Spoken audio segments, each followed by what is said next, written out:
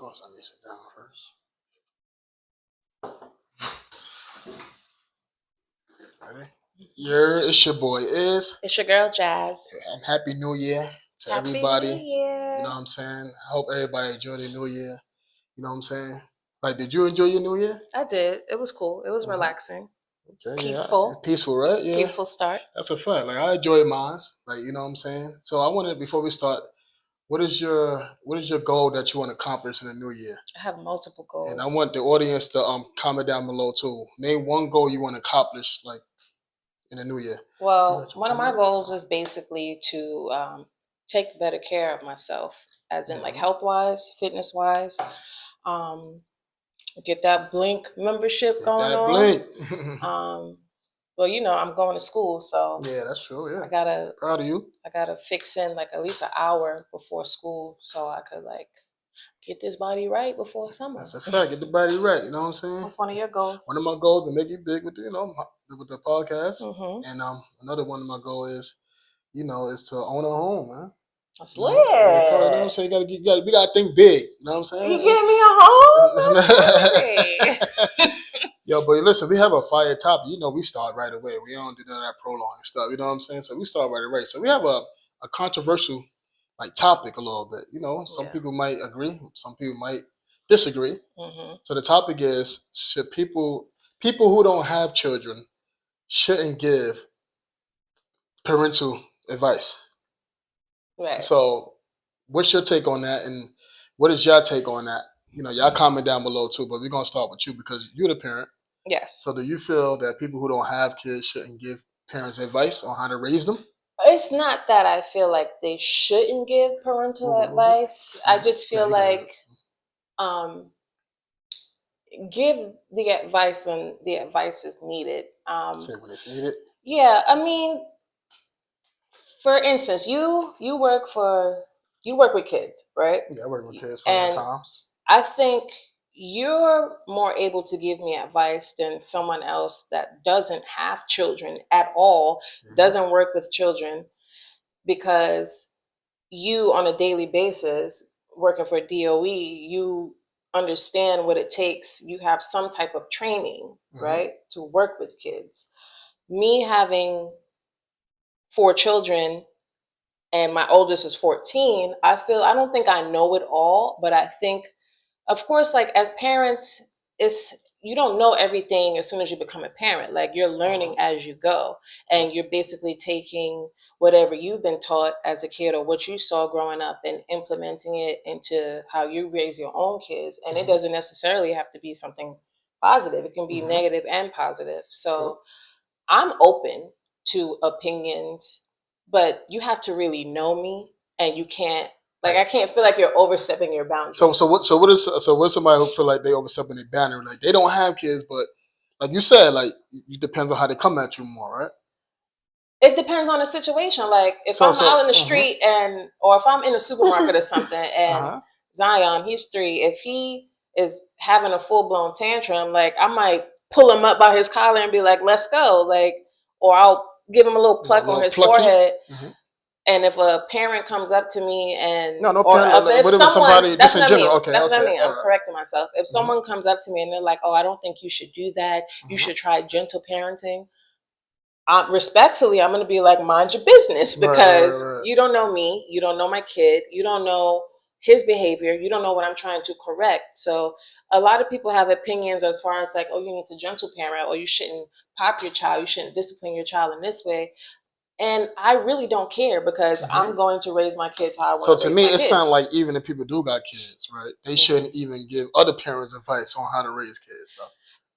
Because what if that person got kids too, and they're telling you that, listen, you know, this is a way how to. All right, so can we say it could be like an age? Like, what if? All right, so if you got a woman that's look like she could be a mother figure to you, and she's saying, "Young lady, no, don't do that. Don't put him up by his hair or something like that." His hair? That's no.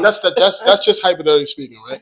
Like you know, like your boy Is, and welcome to the Hot Talk Showcase. Happy New Year to everybody.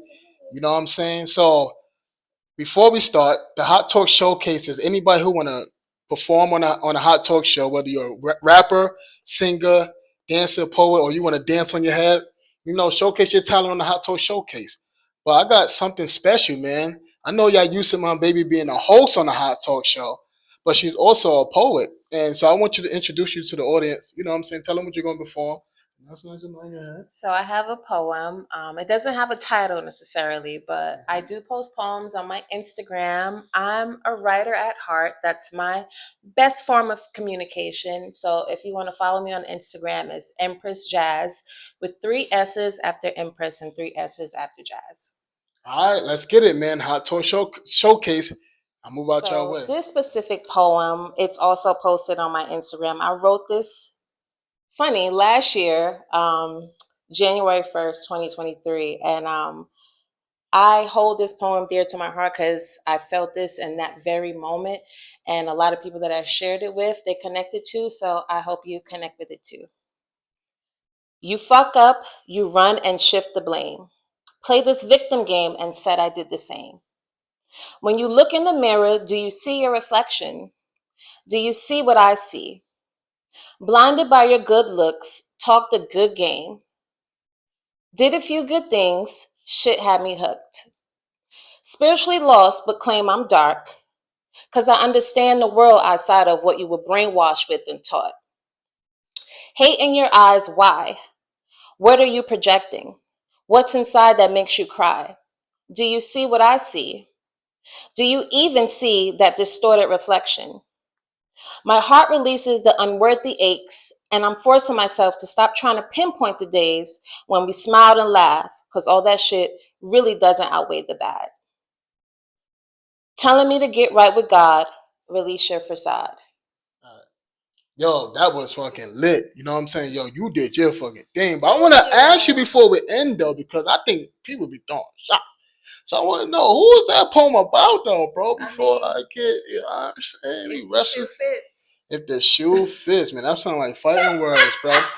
But if y'all enjoy that, man, like and subscribe to the Hot Talk Show. And if you want to perform on the Hot Talk Showcase, email us at the Hot Talk Show 92@gmail.com. Once again, whether you're a rapper, singer, dancer, whatever you want to do, bounce on your head. You know what I'm saying? Throw a football, juggle apples. We're coming down the mountain. Where we come. Oh my God. Where we coming down the mountain. Where we come. Where we come. Come on. That shit was funny. If you want to do that, email us at the Hot Talk Show 92@gmail.com. And this your boy Is. And thank you for watching. Thank you. In her arm outside. Don't yell, right? And she's like a mother, like she's older. She's older generation, right? Like, would you take it as a way of she got a money business, or you see it as if she's an older parent and she's giving you advice? Solid advice, just being an older. So that's the person. Thing. If I don't know you, I don't know if how you raised your kids. I would, like, for instance, I watch Super Nanny, right? Like, she's fully trained. She got kids? Super Nanny? Yes. She's fully trained. I forgot, Joe Frost or something like that. She's fully trained on how to get kids to behave. And 9 times out of 10, it's be the parents' fault. Like, with them, like, not having, like, routines and a schedule and really taking the time out and having patience. Mm-hmm. And so when I see people in the street, or if they try to, and that's very rare that they try to correct me, probably like once or twice, I'll respectfully be like, you don't know me, you don't know my kid. And if you raise your kids a certain way, that's fine, but I'm going to raise my kids my way. Mm-hmm. So? Yeah, I'm just saying, yeah, that's true. So you feel like if a person, and I want to say this, right? It's all good. Like, so you feel like if a person, right, don't have kids, though, we speak more on that, right? Can they be a nanny, though? Can they be a nanny? Like, they don't have kids, but can they give advice to a parent? Like, don't do that. Like, don't yell, because when you yell, the kid react like that. But you say, listen, but you don't have kids. Because most parents, I say that's more modern day, because back then, and I want to discuss something too, modern day parents don't believe in it take a village to raise a child. I feel like more back then, parents was more accepted to other people scolding their child and more disciplining their child. Like, it been sometimes back then that sometimes people that used to live on the same block, like long as they know your moms, they know your pops, and then if they see you doing the wrong thing, they yell at you, they will scold you, and because they say it take a village to raise a child. Though, like I feel like back then, like parents was more receptive of outside advice. Now modern day parents is more like, yo, listen, don't tell me what to fucking do. Like just think they know it all though. Okay. You know what I'm saying? So yeah.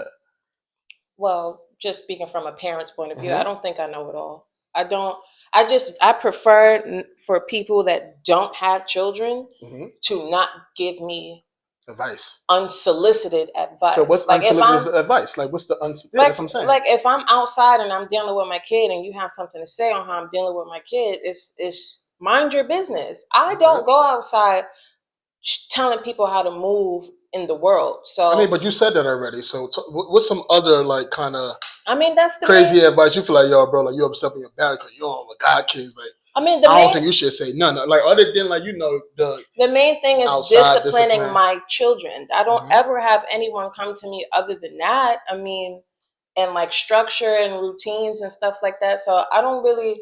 What else are you trying to get? No, so I'm saying. So all right. So if you have a person that don't have kids, right?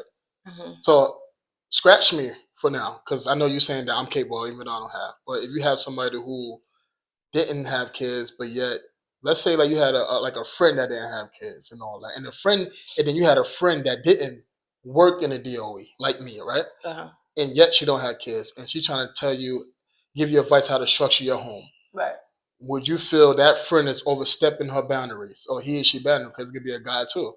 Again, it depends on what are you giving me advice on? If I'm structure of the home. I'm raising kids, like having structure in the home. Right. I feel like I'm a. That's why I see. I might come off as a know-it-all, but I feel like I'm a really self-aware person to where I know all my weaknesses as a parent and where I could do better. So if someone is coming in and just straight up telling me like, "Oh, you need to," or "You should," or some type of advice, I'm gonna be receptive. I'm like, "Okay, cool. Well, why do you think that?" I'm not a mean person. Like if I'm cool with you and if you're my friend, you're able to express your opinions to me regarding my kids. But there's a fine line between you overstepping your boundaries as far as like, I don't care what nobody say about me disciplining my kids. I think they deserve that. But you got some people like, nah, your business. Because if you was in my shoes, you will understand. So don't come at me how I discipline my kids. Like as far as gentle parenting, gentle parenting is for gentle kids. Like my kids not gentle parents for gentle kids. Yeah, my speak them gems. My kids are not that gentle, so I have to put bass in my voice and hair on my chest, low key, for them to listen to me. So I don't think it's not a one size fits all for parenting. That's not how that works. Right.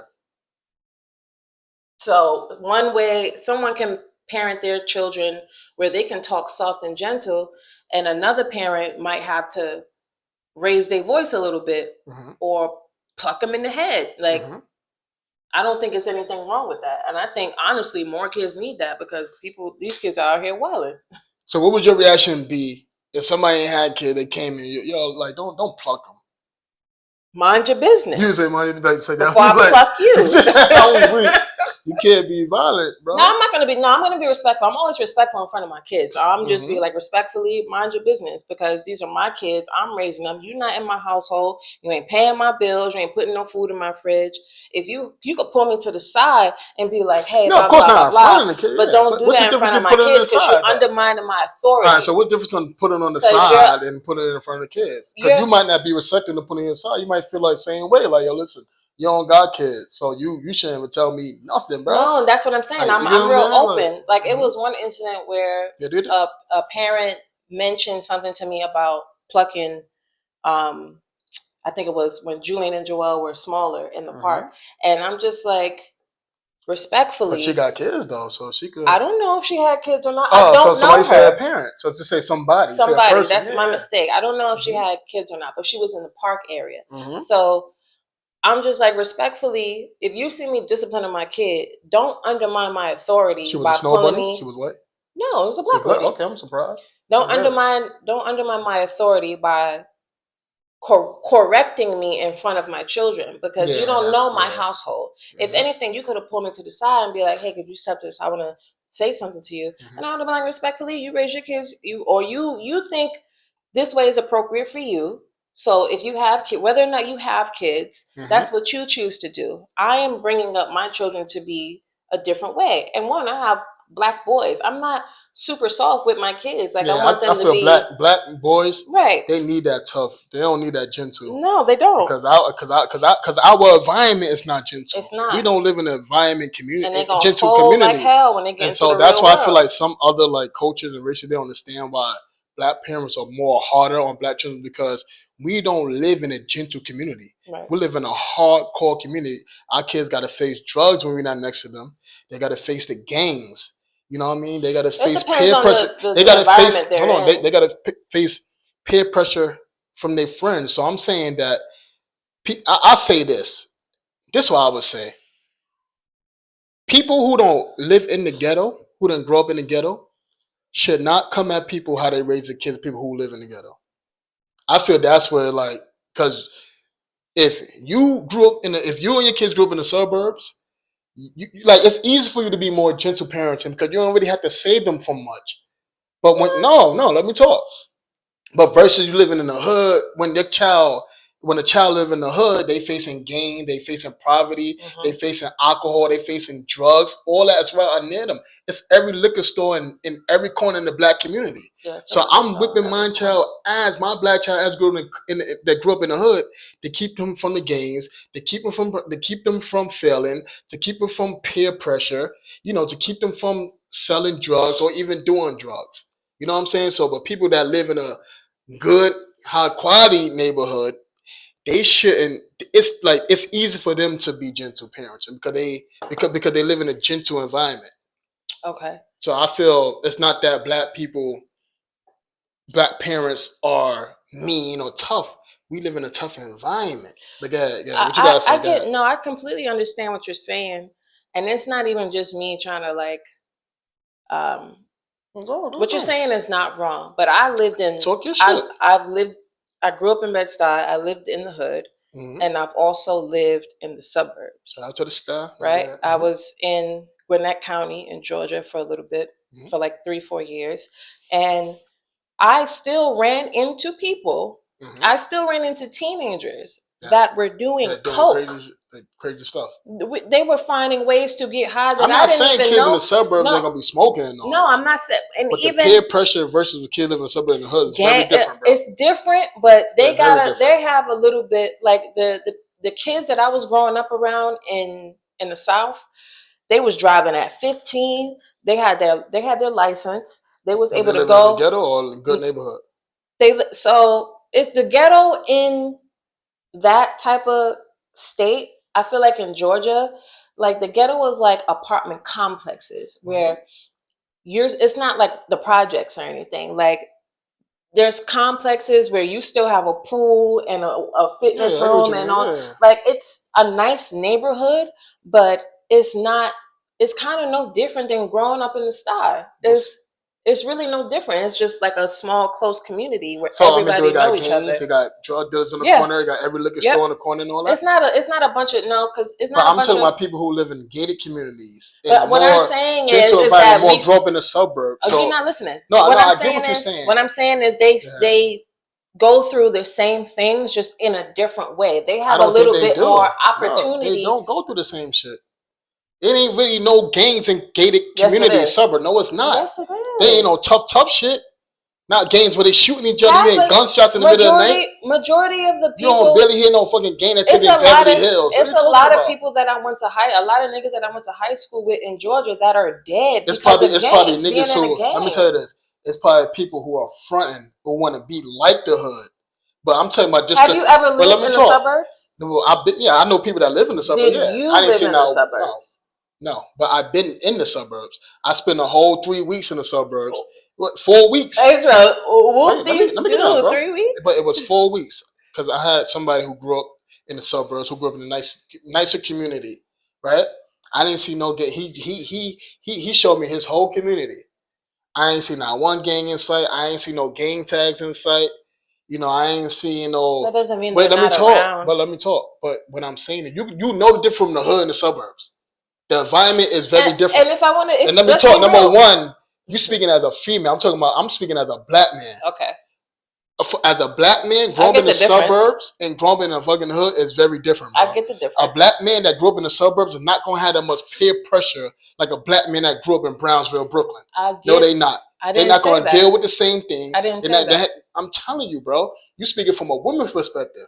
I didn't say that. I'm not. I didn't make it a male and female thing. I understand that men and boys, especially black boys, go through a different type of and they see the environment differently than females. Yeah, talk. No, go. They see the environment differently than females do. Like, we're just out here trying to get our education and look cute and be all we can be, where we got like, that's just what I experienced. All I'm saying is, right, that I didn't finish my thought. Okay, yeah, do you think? No, I thought you was finished. No, go ahead, do it. How could you think I was finishing? I didn't just go push, because it's not us regular talking about. So go ahead, push, just talk. Go ahead. Just finish it. I forgot what I was going to say. It's okay. I'm sorry about that. So just remember what you said. My bad. My fault. I didn't mean that, though. But we got to push, though. So what I'm saying is, right, so try to remember what you said. Mm-hmm. So what I'm saying is, right, parenting, it depends on the environment. And the reason why it seems like black parents are more disciplined. So scratch that. So if I don't have kids, right, but yet I grew up in the same neighborhood, same environment as people that grew up with kids, same broken home as people that grew up with kids. So I know the peer pressure. I've been in your shoes in a way. Like, if we want to talk about single moms, if I'm a man or woman that don't have kids, but yeah, I grew up in a broken home. You mean to tell me that I can't tell you advice on how to run your broken home in the same broken home that I grew up in, though? Let's talk on that. Things are situational. Yeah. I'm sorry. We're saying sorry for. You didn't do nothing wrong. Apologize with me interrupting you. Things are situational. As far as like even you and I's situation, as far as me having kids and you don't have kids, and you grew up, your mom raised you. Yes, right. Your father was here and there. I don't think that you understand fully what it takes to be in my shoes. I think I do, because I lived in your. I grew up with a single mom. So your mother's not me. No, but I know it's hard to raise children on your own, bro. I know the peer pressure because I was part of the peer pressure, bro. I understand that. I didn't grow up in Beverly Hills. I'm not saying. I didn't grow up with a 2-parent home spoon fed. That's not what I'm saying. Yeah. You won't really know how it is and how people handle certain situations because you're not them. Yes, you can give advice, and yes, you can give your opinions, but until you are actually them, you can't. You can't tell me how to think and how to feel when I'm in the situation that I'm in, and it's not me playing victim or looking for sympathy. It's me just saying, listen. At the end of the day, and let's be real, because if me and you, God forbid, were to separate, right, you get to go back to your single life, right? I don't mean I can't get. That's not what I'm saying. I am here forever in this situation, right? If me and you don't work out, you don't have to be a parent anymore unless you have your own children with me. So I'm more so giving you advice though, like telling you the structure, the order of the house. What they have to, because that's like saying that at the end of the day, a teacher can't teach you nothing. They ain't gonna be your teacher forever. So that means they can't teach you a math problem. Okay, so let's they're not gonna be your teacher for your whole educational career. That you can't teach me a math problem because you're not going to be my teacher forever. Even teachers fail at teaching because every child cannot be taught the same way. And I understand that. So as far as every single mother is not the same. Everybody does not operate the same way mentally. And everyone copes with stress of being a parent differently. So if I get overwhelmed because... See, that's where I kind of disagree. But go ahead. What you disagree with? Well, you talking about so you saying, right, that we can't give single let's say people who single parent with kids. So it could be a guy too. So it's just not single parenting don't just cater to women. It can cater to men too. So people can give single parents and no advice because every single parent is different. I didn't say that. I said you have to. Everyone's not going to be receptive, and the way that you see fit for a person to raise their kids might not work for that family because it's situational. You don't know how you know how I am as a parent, but everyone does not know how I am as a parent. I can't operate under a certain pressure. If I feel if I feel overwhelmed, I need at least an hour to get myself together to do what I need to do. Sometimes an hour might be a day. A day might be 3 days. 3 days might be a week for me to bounce back and get back to my regular mental self because I didn't have the time to, after birth, bounce back correctly to get my mental together. To like postpartum depression is real. Postpartum depression is real. So if I didn't have the time to do what I need to do because I'm constantly in survival mode. So now when I get to the point where I don't have to be in survival mode, I'm still processing everything. And you as my partner or as my friend and fuck a stranger because you don't know me. You just giving me advice just based off of what you know. You don't know me. So you have. That's why I feel like people have to. But that's what. Because number one, a stranger could have lived like a stranger was a child before too. A stranger could have grew up in a broken home too. Been in an environment where it's just one parent doing it all. And being a child in a situation and being a parent in a situation is two different things. Because a child does not have an obligation to pay bills to make sure a child has to have food in their stomach and clothes on their back. So you can't compare the two. Being a child in a single parent home and being the actual single parent is two different situations. So you mean so prime example, right? So this is why I feel like where you could be like let's say what I'm trying to say. Like influence, because some people could be like, but like it's like what they was influenced by, right? So they give you advice of what like they was influenced by. So if a person who don't have a kid, right?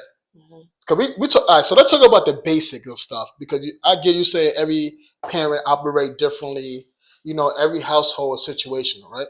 But some things are just basic things that everybody will agree on that and some things that you shouldn't do. Like right? what? So I would say this. So if you're a parent that even though the job is stressing you, right? But then you still got kids to feed. That person say, nah, nigga, because you got kids to feed. Like, you better not quit that job. Like, you gotta like tuck that up for your kids. Okay. Because if you quit that job, you're not only harming you also harming your kids too. Okay. So how your kids gonna eat if you quit that job? Right. I think that's basic stuff. Like, I don't think a parent have to be everybody different when it comes to certain things though. Now, some things though, you get what I'm saying? But if they be like, yo, listen, like nigga, like don't quit your job. You got two kids to feed, bro. Right. Like, why would you quit your job? I feel even a person doesn't have to be a parent to say that basic shit. Like, don't quit your job. The fuck you doing? Yeah, what you gotta say about that? Well, basically, in a logical sense, yes. Because something could be like more logical. In a logical sense, you shouldn't want to leave your job or quit your job knowing that you have mouths to feed. Yeah. Now, I have done that. I have left jobs because I felt like it was super toxic environments to where me waking up every day and having to go in that environment, it came to a point where I felt like I'm probably going to put hands on somebody, or I'm going to end up in jail, or people are going to get cursed out, and it wasn't for it wasn't for silly reasons. Like, my money was being held for me. It was just a toxic environment with coworkers to where I felt like this is jeopardizing me and my mental space. So if I don't feel like it's a safe space, there's something that I need to do differently to make money for my family happily and in a good mental safe space. So the jobs that you did see me lose, it wasn't for nothing, not to me, because I know I'll be stepping out on faith, right? But a lot of people don't have that opportunity though. So what I'm saying is, I thank God, and I thank God for grace. And I don't have to. Let me finish what I'm saying.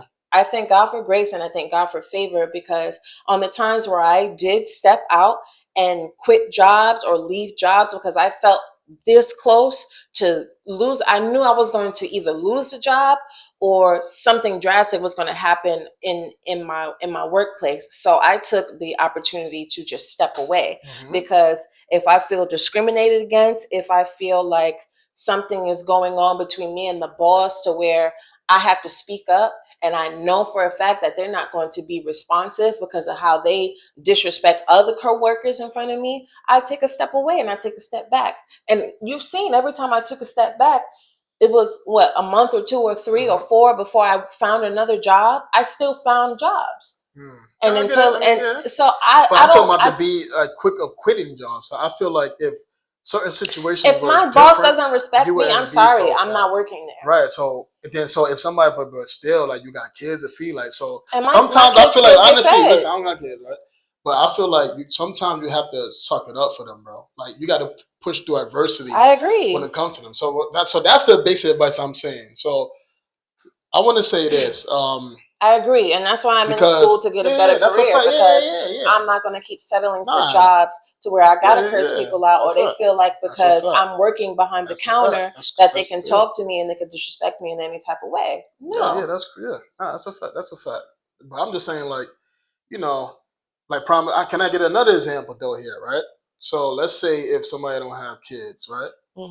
And it could be a friend, it could be anybody. It could be a brother, it could be a cousin, it don't have to be a romantic relationship all the time. It could be a brother, friend, or it could be a pastor. Or even the pastor might not have no kids, right? And they'd be like, nah, don't leave your 6-year-old kid in the house by themselves. I mean, do every parent have to be different and be like, oh, we understand, I'm different. Like, you don't understand. Like, this is why I do this. Like, I'm not like every parent, but the basic shit, like, do not leave a 6-year-old kid or 5-year-old kid in the house by themselves. And there be some people that are doing that, right? So if they give you the basis of, so I'm saying, like, everything should be like more, when it comes to morals, everybody should be the same. That's basically what I'm saying. Like, morally, it'd be wrong to leave a 5-year-old, 6-year-old in the house. A 5 and 6-year-old is not capable of being in the house by themselves. No, but you have some people that do stuff like that. Yes, you have some people that do stuff like that. But so I'm hypothetically speaking, right? So if that's somebody who don't have kids, right, and if they see you or somebody who got kids, right, leave their child in the house, right? And at 5 years old by themselves because they got to work or less because they want to enjoy their time, or 7-year-old.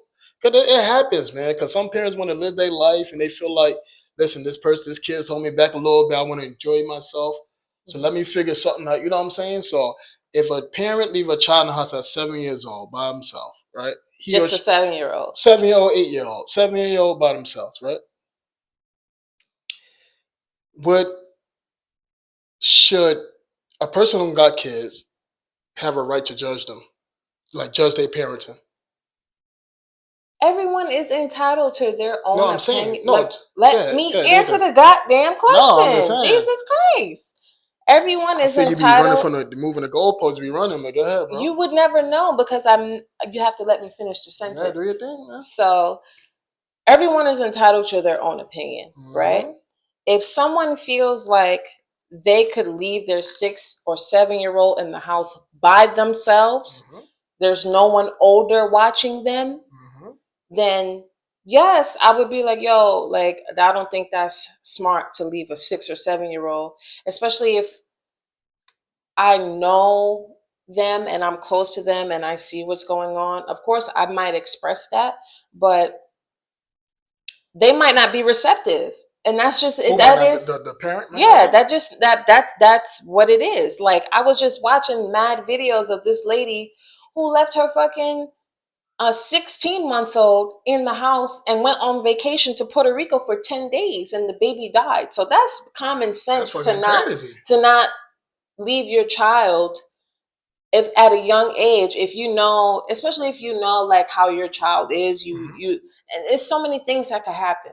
And God could teach you a lesson and have your apartment building burned down because you're doing something wild that you shouldn't be doing to teach you a lesson. Like, but I just feel like everyone is entitled to their own opinion. Mm-hmm. It's just that person. Mm-hmm. Like, if that person is not receptive, they're not receptive. Like, but is it cool for them to be receptive though? Is like, it cool for them to not? So, I mean, in that situation, no. So let me tell you this. So, in that situation, right, no. So that's what I'm saying. That's young. That's what I'm saying. To leave a child in the house by themselves. Could you say common sense? So I feel like if they have an older sibling that's watching them, that's different. I feel even people who don't have kids can give you advice when it comes to common sense shit. Like, don't leave your kid in the crib at 8 years old because they could burn the house down. They might want to cook, butter the stove, and then there might be a fire. So when it comes to common sense shit, mm-hmm. people without kids can give you solid advice. If they feel like, yo, what you doing? You bugging, bro. Nah, don't do that, because what if, God forbid, a fire break out or something, or it's an emergency, and this can't come. Like I know at the end of the day you want to have your fun. I know at the end of the day you need a break, but what if something happened to the child? He started a fire, bothering the stove. But remember, I don't got kids though, but I'm speaking common sense shit, bro. Okay. So you got people there, but still, you don't know how it is to raise a child. Because people might say, if you were in my shoes, you probably want to break too. You probably do the same thing I was doing. Okay. I'm speaking more common sense. I think it's common sense as far as like the ages to where you leave your kid home by themselves. I know that me growing up, I was left by myself mm-hmm. when I was like 9 years old. Right. And I didn't burn down the house. I was very independent. I did what I had to do, and that was it. Like, mm-hmm. my parent was able to come home and be like, did you do your homework? Did you bathe? And blah, blah, blah. Did you clean? I did whatever I had to do. I mean, because I'm a girl, mm-hmm. I know boys, y'all mature a little bit slower. A little slower. Yeah. So I know it might be harder for y'all to follow routines, and especially black boys, follow mm-hmm. routines and listen to the rules in your house when the parent is not around, because you want to do what you want to do. But yeah, if things are something as common, you have to have common sense as a parent as far as leaving a kid home at a certain age by themselves. Now, as a parent, I know my kids are independent. I don't raise my kids to depend on me, like they need me to put on their socks and shoes and clothes. And I don't, my kids know how to do that for themselves. Even my youngest, like, he knows how to get himself dressed and do certain things. I might have to ask him to clean his room and stuff like that. But how old is Julian? 10? Yeah. He knows how to cook for himself. Because I have so many kids. He knows how to cook for himself. He won't wait for me to cook. If he's hungry, hey, Mom, can I make me some sausages? Can I make me some pancakes and blah, blah, blah? Can I wake up at 6 o'clock and make myself some breakfast in the morning? He'll do that. And I'll trust him doing that, because I know I raise independent children. They're not depending on a woman to take care of them. They're learning. Someone in general. Huh? It's basically someone in general. Yeah, but specifically a woman, because you have grown ass men out here that will wait or try to find a woman to cook and clean and do this, and they don't know how to do it for themselves. Then you come into so I want to ask you a question, crib, right? And the shit is messy. So it's funny that you said this. I want to ask you this question, right? Do you feel people raise their kids based on how they was raised? Not 100%. I mean, I kind of think that's a big play in it. Like, I think it's a big variable, but I don't based on how they was raised. Okay. Go ahead. I think it plays a part as far as like, because I grew up a certain way, and I grew up a certain way, but the way that I was raised, I'm not raising my I've never left my kids. So I'm not raising my kids how I was raised. And I would rather... Well, leaving them and not raising them. But you could raise them how you was raised, being a Well, I wasn't raised with a parent. You get what I'm trying to say, At a certain point, I wasn't raised with a parent in the home. I was just raised by, hey, how are you? Here's some money so you can survive for the week or two. Mm-hmm. And then I'll come back and give you some money so you can survive another 2 weeks. Mm-hmm. So I'm not raising my children that way. I'm always home. Mm-hmm. I'm always here with them. No, I get that, but I'm saying how you were, because I feel like if a parent kind of leave you, they're not really raising you because they probably feel like they don't have the ability to raise you, so they probably dipping. I'm talking about more as how you was raised in a home with the parent, though. Right. You know what I'm saying? Like, and that's why I feel like You know. Do you feel like you take on some of your mother's I feel like energy sometimes, or your father's energy both. I feel like I take on both as far as you being in a household with me and kids? Yeah, I think I take on both. I feel I got that. You see why I'm stern and all that, more that. So you feel like your mother was more stern than nurturing? She was more stern than nurturing. But then I go back to the reason why black women can't be that nurturing of black men, because we don't grow up in a nurturing environment. So it's something that we don't see what they see. They protected us for drugs. They protecting the black men from crime. They protecting them from going to jail, prison. That's what I'm saying. Mothers that grew up in a good neighborhood, their percentage of their child going to jail is probably low, because the peer pressure in that community is different. We don't live in a nurturing community, so we're not going to have nurturing parents. Our parents going to be more, that single mother going to be more stern. You know what I'm saying? Or that single parent might be more. So what I'm saying is, right, I feel that I feel the way how I deal with your situation, like when it comes to being a stern, I got that from my mother's side. The more being a more friendly side, silly side, a little soft side with them, I got that from my father's side. Because my father, even when he was in a situation like me when being married to my mom's, that he was kind of soft for my brother and sister. Like my mother said that she had to force my father to whip my brother. He didn't want to do it. So I know I get that kind of side when it comes to, I don't really want to, you know what I mean, that little overthinking type stuff from my pops. But when it comes to me being stern, or being more structured and disciplined, and making sure people get it together, I got that energy from my mom's. Okay. So that's why I say that I 100% believe that you are your parents. We are our grandparents, and you are your parents. You are raising your kids on how you were raised. I don't think you're 100% like them, but you have. No, I'm not saying 100%. Yeah. I'm not saying I'm not saying I'm gonna be 100% like them across the board when it comes to parenting. I'm talking about how, like, I would take on my mother personality or my father personality, how I would raise kids. Okay. Because if I see how this is how my mother raised me, like prime example, like you said, like when one of your parents, they dipped on you, so you raising them right based off the situations you've been in. Mm-hmm. So you feel like you had to defend for yourself. So now I'm gonna raise my kids to fend for themselves. So how your parents deal with you, fend for themselves, right? I'm sorry, you know what I mean? It happens, you know what I'm saying? So what I'm saying is, so now you are raising them how your parents dealt with you, whether they raised you in a home or how they dealt with you. You raise them how your parents dealt with you. Mm-hmm. That affects how you deal with them today. I agree. So do you feel you feel if you didn't go through your situation, right, would you raise them as them like, yo, listen, like don't depend on nobody?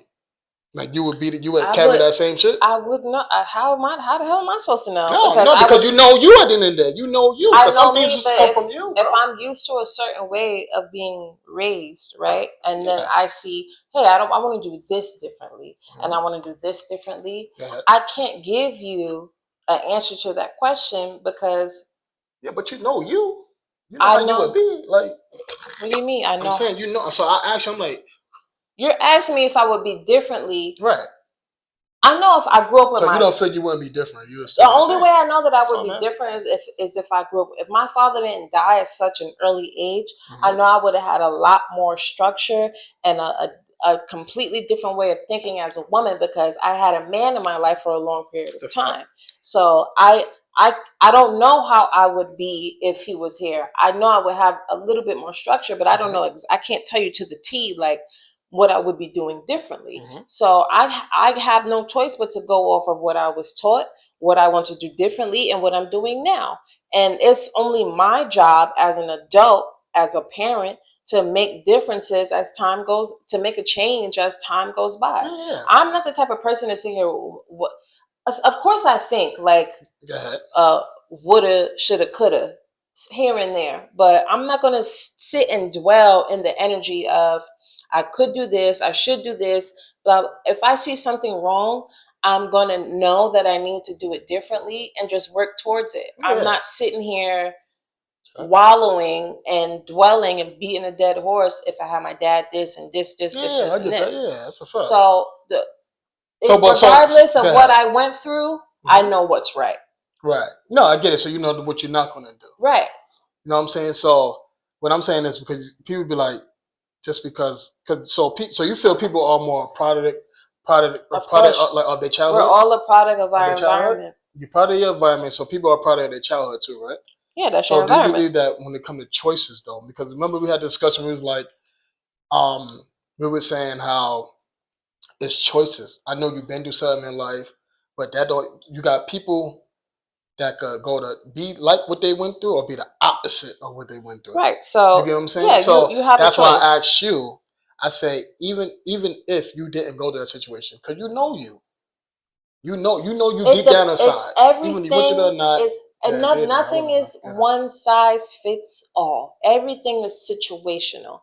Gotcha. For instance, we could have it was a movie on Tubi that was based on a true story about a guy whose mother, she was raising her child by herself. She was a single mother, and she was very successful, and she gave her child everything she could, right? Yep. Jewelry, clothes, money, had a trust fund, had a will, everything was going to go to him. She had life insurance and everything that was $1 million that he would get. $1 million or more dollars that he would get if she passed away. He killed his mother. Yes. He got his mother.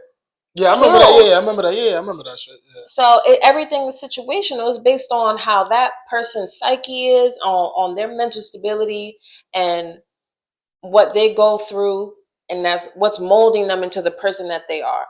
So a person can get spoiled and appreciate and love their parents and cherish their parents. A person can get spoiled by their parents and their parents set a good example, and they be like, yo, I'm about to kill you because I want all your money so I can be that nigga, so I can be that female that just got everything and I don't got to worry about having a parent in my background. That's why you shouldn't spoil your kids, bro. That's what I'm saying. It's not about you spoiling your kids. It's about the kid's psyche. It's some kids that grow up murderers and psychotics honestly, to be real with you, sociopaths, because that's just how their brain operated. To be real with you, I feel she kind of has to do with vaccines.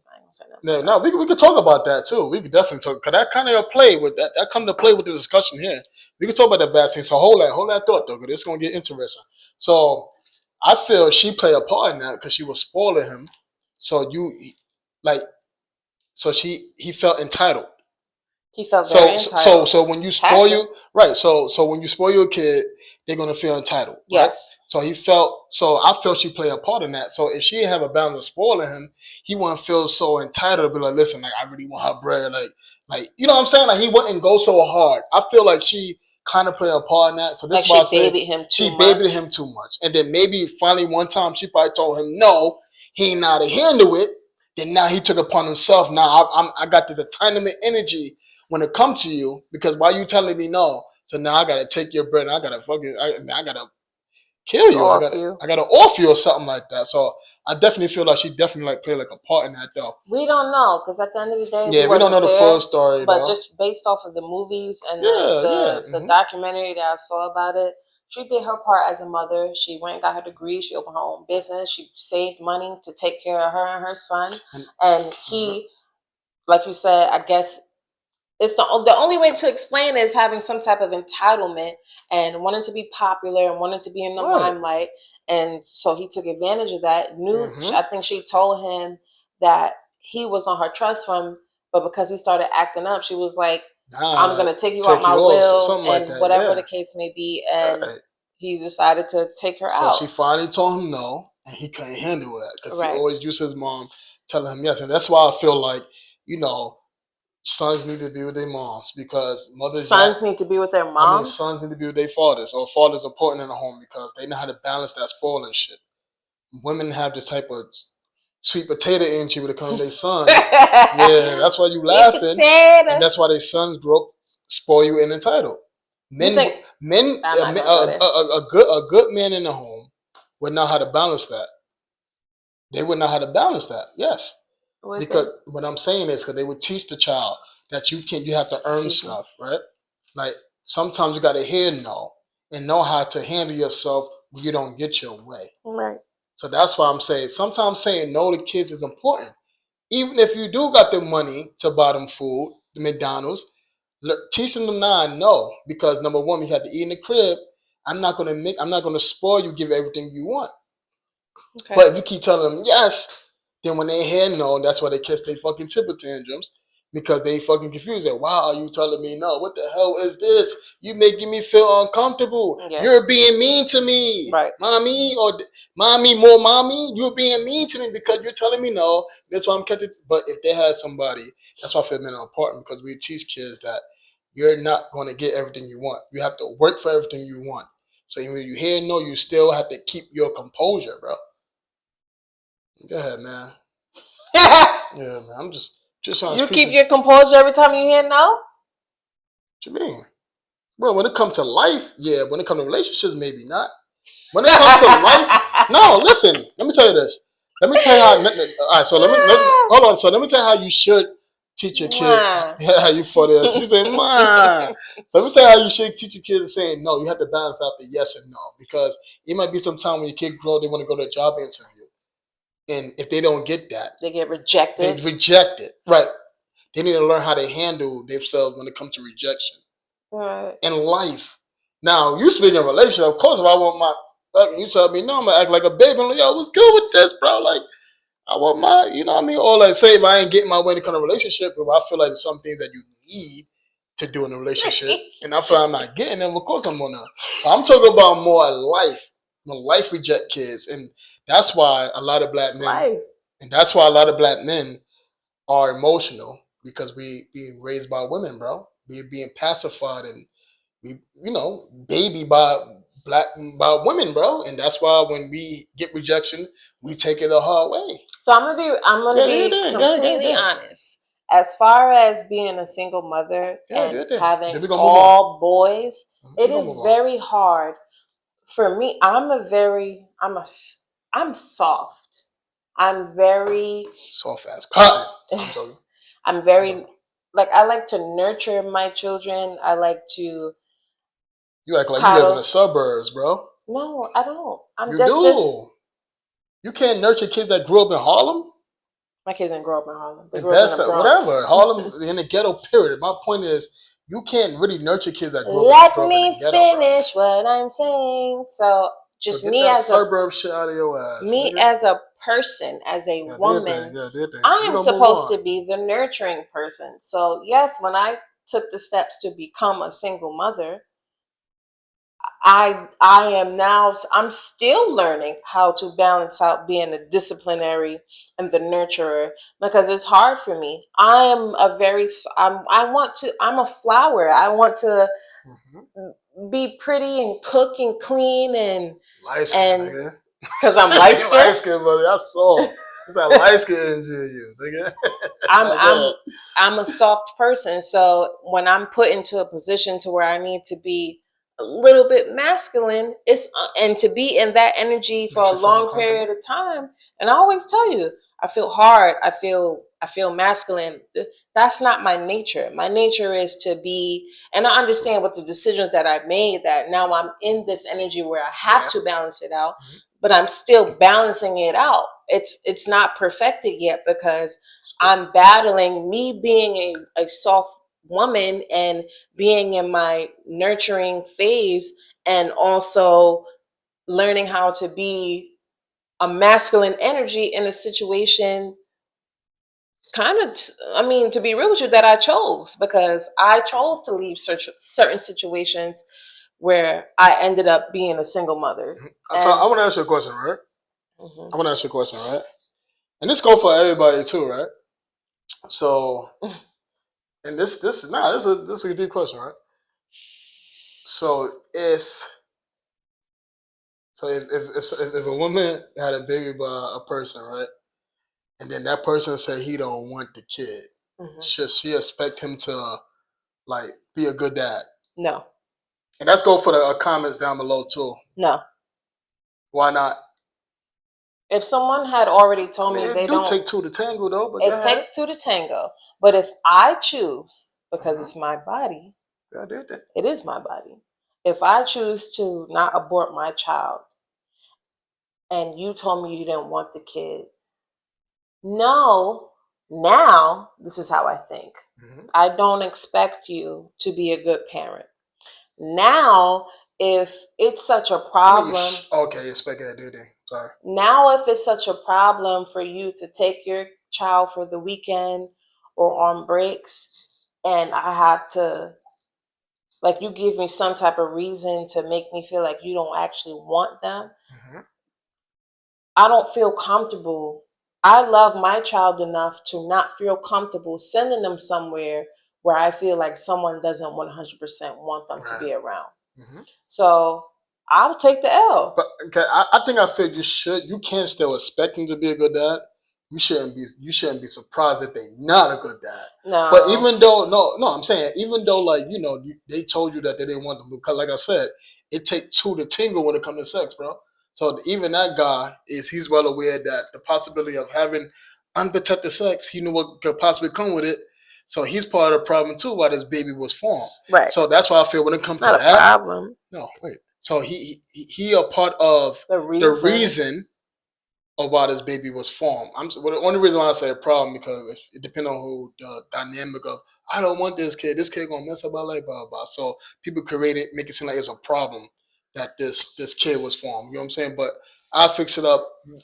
Both people are the reason why this child was formed, right? So what I'm saying is, right, you should expect them to be a good dad. But you shouldn't be surprised if they tell you, I don't want this kid, that they're not a good dad. Right. Well, you know what I'm saying? See, one thing I've learned, and this is from, there's this book called The Four Agreements, is to not have expectations of people. Because having expectations will leave you disappointed. Because people are going to be human. People are going to do what they want to do when they feel like it's right for them.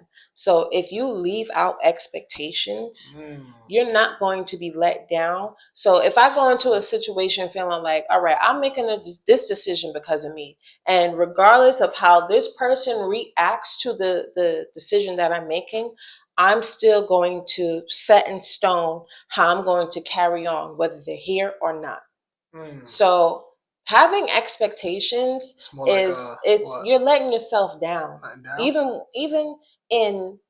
let's say unrealistic expectations, maybe. Because I think you should have some type of expectation. Everyone is different. Everyone. So if I expect my wife to be loyal to me, I should expect that though. And I'm letting myself down, expecting my wife to be loyal to me. How many times have we had a conversation saying that people are capable? Everyone is capable of anything. I said the trust. That's why I put my trust in everyone is capable of anything. Yeah, that's a fact. There's people who are in relationships with people that are murderers and they don't know until down the line. There's people in relationships because they don't expect and they don't think that they're capable of doing certain things. And I'm not saying live in fear, but if you don't have expectations, if you just let people be themselves and you work with it, and then when they cross a boundary or if they do something that you don't like and you express it and you give them the free will to want to change it or not change it, then you know who's for you. Then you know who the right person is for you to be with. So if I give you your free will, not saying I don't have no boundaries or anything, but say I'm with someone or you're with someone and they do a bunch of things that you don't like. You give them an opportunity to correct it. And if they don't correct it, if that's who they are, then you have the free will to leave. Yeah, that's a fact. You can't. I don't feel like in life you should expect. And when we go back to it's realistic expectation and very unrealistic expectation. Well, who betrayed Jesus Christ? I think it was Judas. Judas. Yeah. So he told Judas, or was it Peter, that you're going to betray me? People to be loyal. Let me finish what I'm saying. So wait. Let me talk. So no, I get what you're saying. So you mean tell me that I can't expect a friend to have my back? Because what come with a friend? But now, when you talk about unrealistic expectations. No, your expectation of a friend is for someone to have your back. But every friend that you come across is not going to have your back. There's probably only 2 people out of my 32 years of living. 1, 2. 32, bro. 32 years. She said 1, 2. I lose track. No, I was counting the amount of friends that I'm really still. Fucking crack. Like, Not a fucking airball. I only have 2 friends that I can to this day that I would trust with my life and that we still talk. We might not spend time together, but I know that these two people are my friends, regardless of what I'm going through. I know you and I didn't some type of expectation. I didn't have come to the even today. No, I don't, because you have realistic expectations, and unrealistic expectations. I don't have no unrealistic. What I'm saying is, people have realistic expectations. That's not how I live my life. I feel most people would be disappointed. You can't tell me how I live my life. I feel most people would be disappointed if they had unrealistic expectations. But just having, I should expect my friend to be loyal to me. I should expect my friend to have my back. Read the book before agreement. No, I get it. Read the book before agreement. Too. You keep interrupting me. Like, I should expect my friend to be supportive. I should expect my man, or I should expect my girl to be supportive of me. That's realistic expectation. So you've never been through a situation. Wait. Let me get it all, bro. You've been rambling. So now the unrealistic expectation is, I expect my girl to have sex with me every night. And if she not give me that, now I'm so upset. But realistic expectations when it comes to a relationship, that I expect my girl to support me. That's realistic expectations, bro. You get what I'm saying? But yeah, do your thing. Have you ever been in a situation? I'm kind of like 50-50 with that. Like, I feel you should live a life expecting something. Because number one, if you don't, that's why people will violate you behind your back, bro. So have you ever been in a situation by your friend or family member or parent or whoever where you feel like they didn't do what you expected? It depends. If it was unrealistic, if it's something that I wanted or needed. Was it So I'm talking about needed though. It's the difference. Something. Okay. So now, if I feel like they didn't give me something that I needed, I'll be tight. But if it's something that I wanted, I'll be like, you know what, it is what it is, because that's a want. That's not a necessity. But if they ain't give me something that I feel that I needed, like prime example, if I expect my mom, if I'm having a show and I'm giving her tickets to come to my show, that's my mom. You're supposed to support your kid, right? That's what I need. You need to support your kid. So if she ain't coming to my show, she's not showing me support, then I'll be upset. But say if I say I want my mom to come with me to a party or something like that, and that's not really her lifestyle, but that's something that I want her to do, right? The question I hear what you're saying. So I won't be as disappointed if I have expectations when it comes to my needs versus wants. It's a different. So if I need because I need my money. Supporting somebody is a necessity. If you love somebody, it could be a friend, it could be a girlfriend, mother, child, blah blah blah. Support is a necessity because it shows that person that you love them, that you care about them, right? So if I'm having a show and I'm giving tickets to mom, here these tickets, you don't got to pay. All I need is you to support me. Just come through. And if I'm expecting her to come through as my mother and she's supposed to love and support me because I'm her child, that's when I would be disappointed and be fucking tight. Okay, so you get what I'm saying? Yeah, I understand completely. But like if it's a fucking want or something that's not a necessity, I understand what you're saying. Like prime example, like I don't need my mother to fucking come and give me fucking. All right. Like no, I'm saying like prime example, right? Like if I'd be like, Mom, can you loan me $50 real quick because I'm fucked up? And she'd be like, yo, listen, any day I'm tired of giving you fucking bread. Right? Okay. Of course, the one, especially, yo, you my mom, you're supposed to give me bread because you're going to leave your child here broke. Nigga, I'm a grown-ass man. I already have money in my pocket, bro. The question, I hear what you're saying. I get what you're saying. The question that I asked you was, have you ever been in a situation where you expected someone to react a certain way and react a certain way? You expected something out of someone, and they didn't live up to that expectation. And I answered that question. You went on a rant. No, I didn't. I answered that question. I need a yes or no. I said yes or no. I said yes. Okay, so. But I didn't feel disappointed. With everyone, it's because it was a want. It was a necessity. That's what I'm saying. So just based off of like life in general, everyone that I expected something from, I got let down. Right. But not in all aspects. Right. But did it come with necessity or wants though? That's what you got to differentiate it to. necessities. They can let you down when it comes with necessities. You want, that things ain't really needed and something that you just want. Or become necessities. Okay, gotcha. It might be a necessity to you, but it might not be a necessity to them, and that's why you got let down. You expected too much. That's why if you read the book, people expect too much and be let down. Just I refrain. I refrain from. You only get let down when you expect too much out of people, bro. I refrain from expectations, whether it's a relationship, like a romantic relationship, siblings, friendships, me and my children. I don't have expectations because you're setting yourself up to be let down.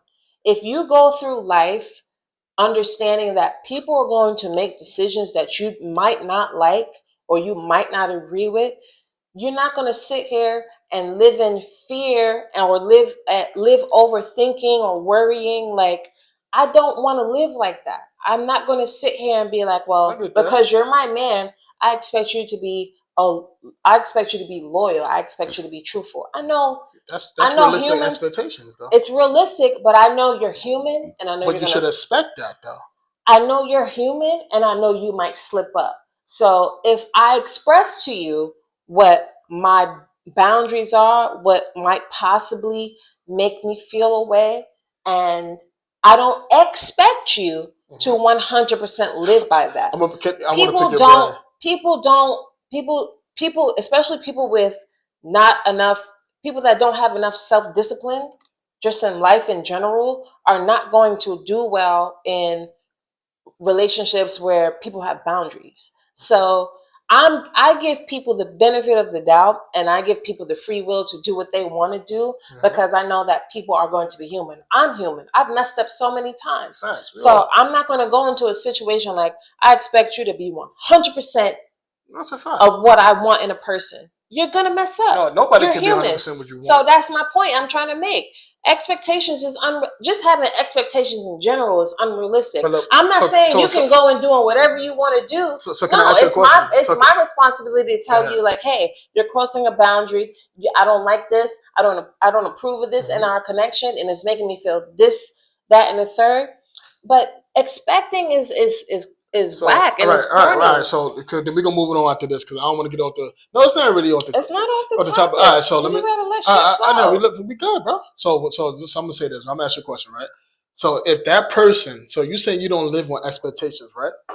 So if that person mess up, so say if you don't expect that person to be loyal, and if they do, if I don't. Right, because you say you don't live on expectations because you're going to be disappointed, right? Right. So if that person is unloyal to you, okay, would you quit that relationship? Not the first time. Stop the fucking cat. Why are you? Oh why are you still here then? What you mean? Like, all right. So prime example, right? So if I wouldn't, so you don't expect your person to, let's say, go out, let's say have sex with somebody else other than you, right? You expect them to be, if you dating somebody, right? Hey. I'm sorry. So I'm sorry. I know it's random. So if you dating somebody, right? And they have to be loyal to you when it comes to the physical stuff. So you don't. So you expect them just have physical intimacy with you, right? You don't expect them to have physical intimacy with anybody else, right? You expect them to just have physical intimacy with you, right? Right or wrong? But wait. But you said that you don't live by expectations, right? So I'm asking you. Okay. If that person step out on you with having physical intimacy with somebody else, remember, but you don't expect nothing. You don't expect them to be committed, even when it comes to loyalty, like physical, da-da-da. Would you stay in that relationship because you didn't expect them to be, like, loyal? Or would you give them the benefit of the doubt? That's what I'm saying. I'm a very. So this is why I say. How you gonna ask me a question and keep going? Yeah, do it. How does that work? Yeah, it works very fine. Was it rhetorical? You're doing it. It was kind of rhetorical. All right, so question. Then keep talking. Yeah, it was a rhetorical question. Yeah, maybe I gotta more communicate that. My bad, you and audience. You know what I'm saying? Yeah, it's a rhetorical question, right? So this is what I'm saying is, right, you should have some type of balance of expectations, because if you don't, people would treat you any type of way and would not take you serious, bro. Okay. But if you move like, I don't expect you to do this, they're going to take advantage of you. Oh, word? You don't expect me to give you quality time? Fuck, I'm going to go hang out with my friends all the time. Because she don't expect nothing out of me. Okay. She don't expect nothing, so I could treat him or her any type of way. And then they look at you and say, I thought you said you didn't expect me to give you quality time. I thought you said you didn't expect me nothing from me. So why are you getting hard on me? Because now something that I'm not giving you quality time. But you say that you don't expect nothing from me. So what I'm saying is you have to have expectations, but it's realistic expectations and versus realistic expectations versus unrealistic expectations. Okay. That's what I'm saying. But go ahead. Then we're gonna move on. Go ahead. I'm a very vocal person as far as yeah, true. Like I communicate what I feel like is a boundary being crossed, or something that I don't like and that's bothering me, and I give you reasons why this won't work in our connection and in our relationship. And if you can't get with the program, or not even get with the program, if you can't respect the fact that the things that you're doing is pushing me away, or putting my guard up to where I'm going to fall back from you, then you clearly don't care about our connection. So yeah, but you told me you don't expect nothing though. That's not I'm not giving an expectation. I'm allowing you to do you, and then when you do you, I'm letting you know, hey, this is a problem for me. So if you can't correct this problem, then we can't be together. I'm not saying this is what you have to do. Yeah, but then that's going to cause untrust, and that's going to cause toxic untrust and all that. I feel you should have communication before you. Everyone has their own. Let me talk, young lady. I feel you should have communication on certain things that what you don't like. I'm sorry about that. You're a young lady. What, you old? You want me to call you old lady? You know. You want me to call you old lady? Cut your what? Oh, what? Oh, what? What's going to happen? Don't do that. What's going to happen? What's going to happen? Like I said, right? That's how you. Nah, I'm joking. Nah, I'm joking. Woosa, hey, woosa. Yeah, woosa. Am I scared of you? You got a karate ponytail. Somebody put me scared of you. No, I'm joking. You ain't nothing gonna happen. Nah, let me talk. All right, so let's get this out, right? So what I'm saying is, this is why I feel like people have to communicate before they get together. You have to communicate because this. You have to say, what do you like, what do you don't like, right? But if you move to the point of I want to give them a chance until they mess up, then now the relationship is going to be toxic and unbalanced, bro. I want to move it on a little bit, man. Let's move it on, man. This was getting heated, man. I like when we get like this. You know what I'm saying? Because the Hot Talk Show, listen, we just talk our stuff sometimes. You know what I mean? Anything could go on a Hot Talk Show. And there'll be some time we might have moments where we probably get off the topic a little bit because we heated and we hot. You know what I'm saying? So that could be a hot moment. You know what I'm saying? So I want to do the Hot Talk Show research, right? That's my favorite part of the show because everybody think they know everything. All right, let's start off. It's cool. Now you turn it off. I didn't turn it off. I didn't touch that. Put it on. People gotta keep going. What charge is wrong though? Where's the thing? All right, so we had a little technical difficulties. You know what I'm saying? It happens. You know what I'm saying? Dick. Hot Talk Show research. All right, so now what we're doing, right? What we're gonna do is we're gonna do the Hot Talk Show research. Signs of parent need help raising a kid. Okay. Because you got some parents that feel like I don't need no help. You ain't no kid. You ain't no parent. Until you become a parent, then talk to me. Mm-hmm. But here comes the sign that some parents need to realize that when they need help, they're raising a kid or like getting like solid advice, even from people with kids or who don't have no kids. Okay. You know what I'm saying? So signs of parent need help raising a child from the Hot Talk Show research. It's not for me. I don't think I know everything, so don't kill me, people. Oh, you think you know everything? No. It's from the Hot Talk Show research because we research on this motherfucking show. You get what I'm saying? So signs a parent need help raising a kid. Y'all ready for this? Frequent expressions of feeling overwhelmed. Constant struggles with basic care needs. Inability to manage child behavior. neglecting the child hygiene or health, significant change in mood. So meaning that the parent having significant mood changes, like when it comes to kids and all that. So I'm gonna say this right from the Hot Toast Show research. Right? Why are you laughing? No. I'm just saying. No. I'm just saying. This is not. Nah. So right. So how can this is hard because wait, no, all right, I got you. No, I got you. I got one with right now. So frequent expression of feeling overwhelmed, right? So, but no, because you are.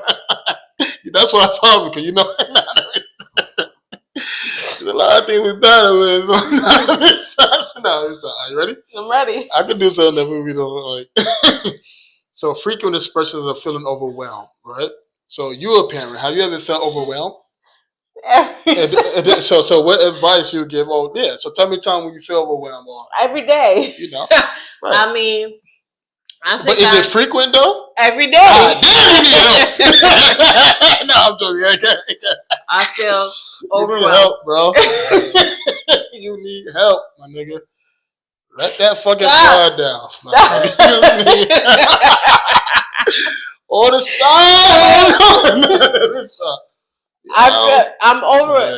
I'm overwhelmed every day because this is fucking funny. Stop. Yo, go. I think I'm probably I'm undiagnosed with ADHD because when everyone is talking to me at once, I automatically shut down. I'm that parent that if I get too overstimulated, I'm just like, wait, give me a second because I can't approach the situation the way that I need to if I'm overstimulated and overwhelmed. I can't. I just can't. I'm not going to do my best if I'm overstimulated and overwhelmed. So, and the reasons why I get overstimulated and overwhelmed it's very minuscule to some parents because I'm quick. It could be a bunch of people talking to me at once. If I'm going through other situations in my personal life, and then I have to take on the role of being a mom, and then I have to put my personal situation to the side. It's not easy every time. Sure. So I still have those feelings of what's going on with me, and then I have to take on 4 other personalities that may need my emotional help and intelligence and stability at the time, to where sometimes I can't. I can't. Nervous now. Yeah, keep going. Sometimes I can't perform the way I need to as a mother if I have other situations in my life that I'm battling. So when I am in that space, I may go in the bathroom for 15 to 30 minutes and recuperate and pray and be like, hey, I need the strength and I need to do what I need to do. So let me cry it out for a little bit and then come back out here and be like, what's up, y'all? How was school today? I'm making this for dinner. I'm doing this and I'm doing it. Takes a lot of mental strength to really be a single parent successfully. So I'm not the best. I do my best, and my kids don't hate me. So I think I'm doing okay in life. They're not completely the bottom of the totem pole. I don't feel like. So I think I'm doing something right. But I know me as a person. I get overwhelmed very quickly.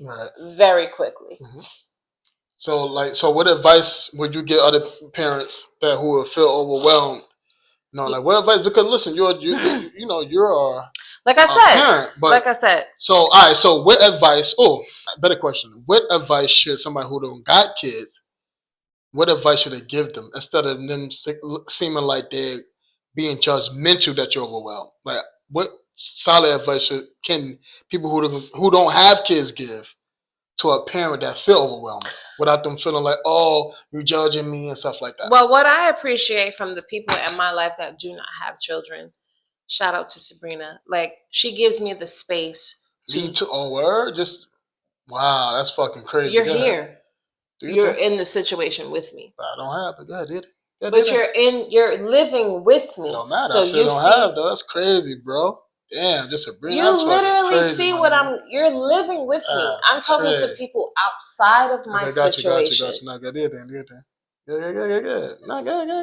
your ego on track. Okay, so like I was saying, people that are not in my situation, not living with me, and have no idea what I deal with on a daily basis.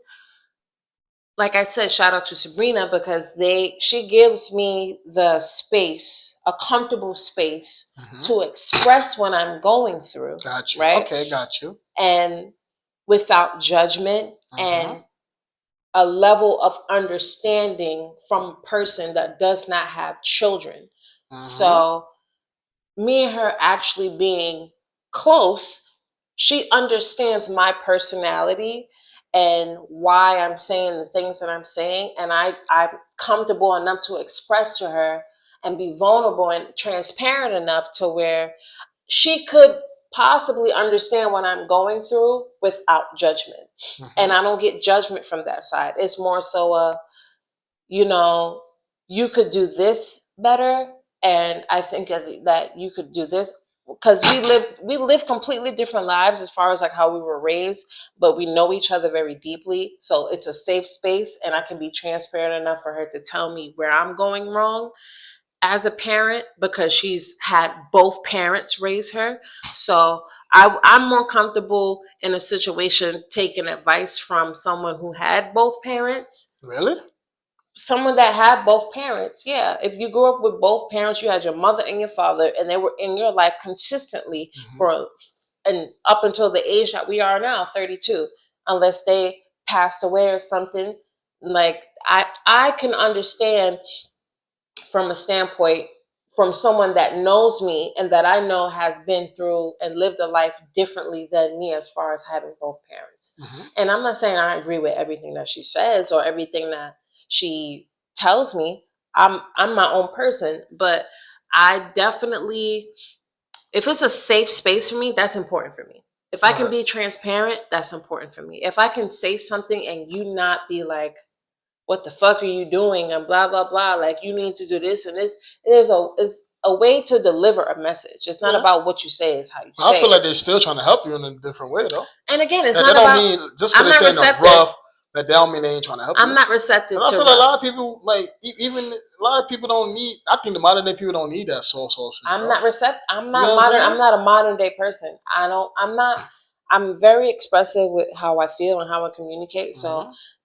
everyone that's close to me knows that if you talk to me a certain way, I'm not going to be receptive and I'm not going to listen to you and I'm not going to take your opinion the way you want me to take it because of how you delivered it. And it's not that I don't have tough skin. It's just that, you know me, you care about me. You know, I'm an extra sensitive person. You know that I'm very sensitive and I value what people that I love and that I'm close to say about me and how I'm dealing with my life. Now, if it involves name calling and things that are boundaries to me, it's not going to resonate the way that you want it. I get what you mean. So basically what I'm saying is like, if I'm overwhelmed and you are in a space to where I'm safe with you, you can tell me things. It's easy for people to be nicer when they're living with you versus when they're living with you, though. So it's easy for people to give you like the soft advice when they're not living with you. Versus when they're living with you and they see the shit. Because people from a distance, either say, yeah, hold your head up, yeah, do this type of nice way. Versus people that's actually around you a lot. And, you know, they will have a balance of, okay, I'm going to come at you the soft way, but also going to come at you at the hard way because it's something that you're doing. Or if you're feeling like this, overwhelmed, blah, blah, blah, you have to push through. You know what I'm saying? Because they also feel the impact of your situation.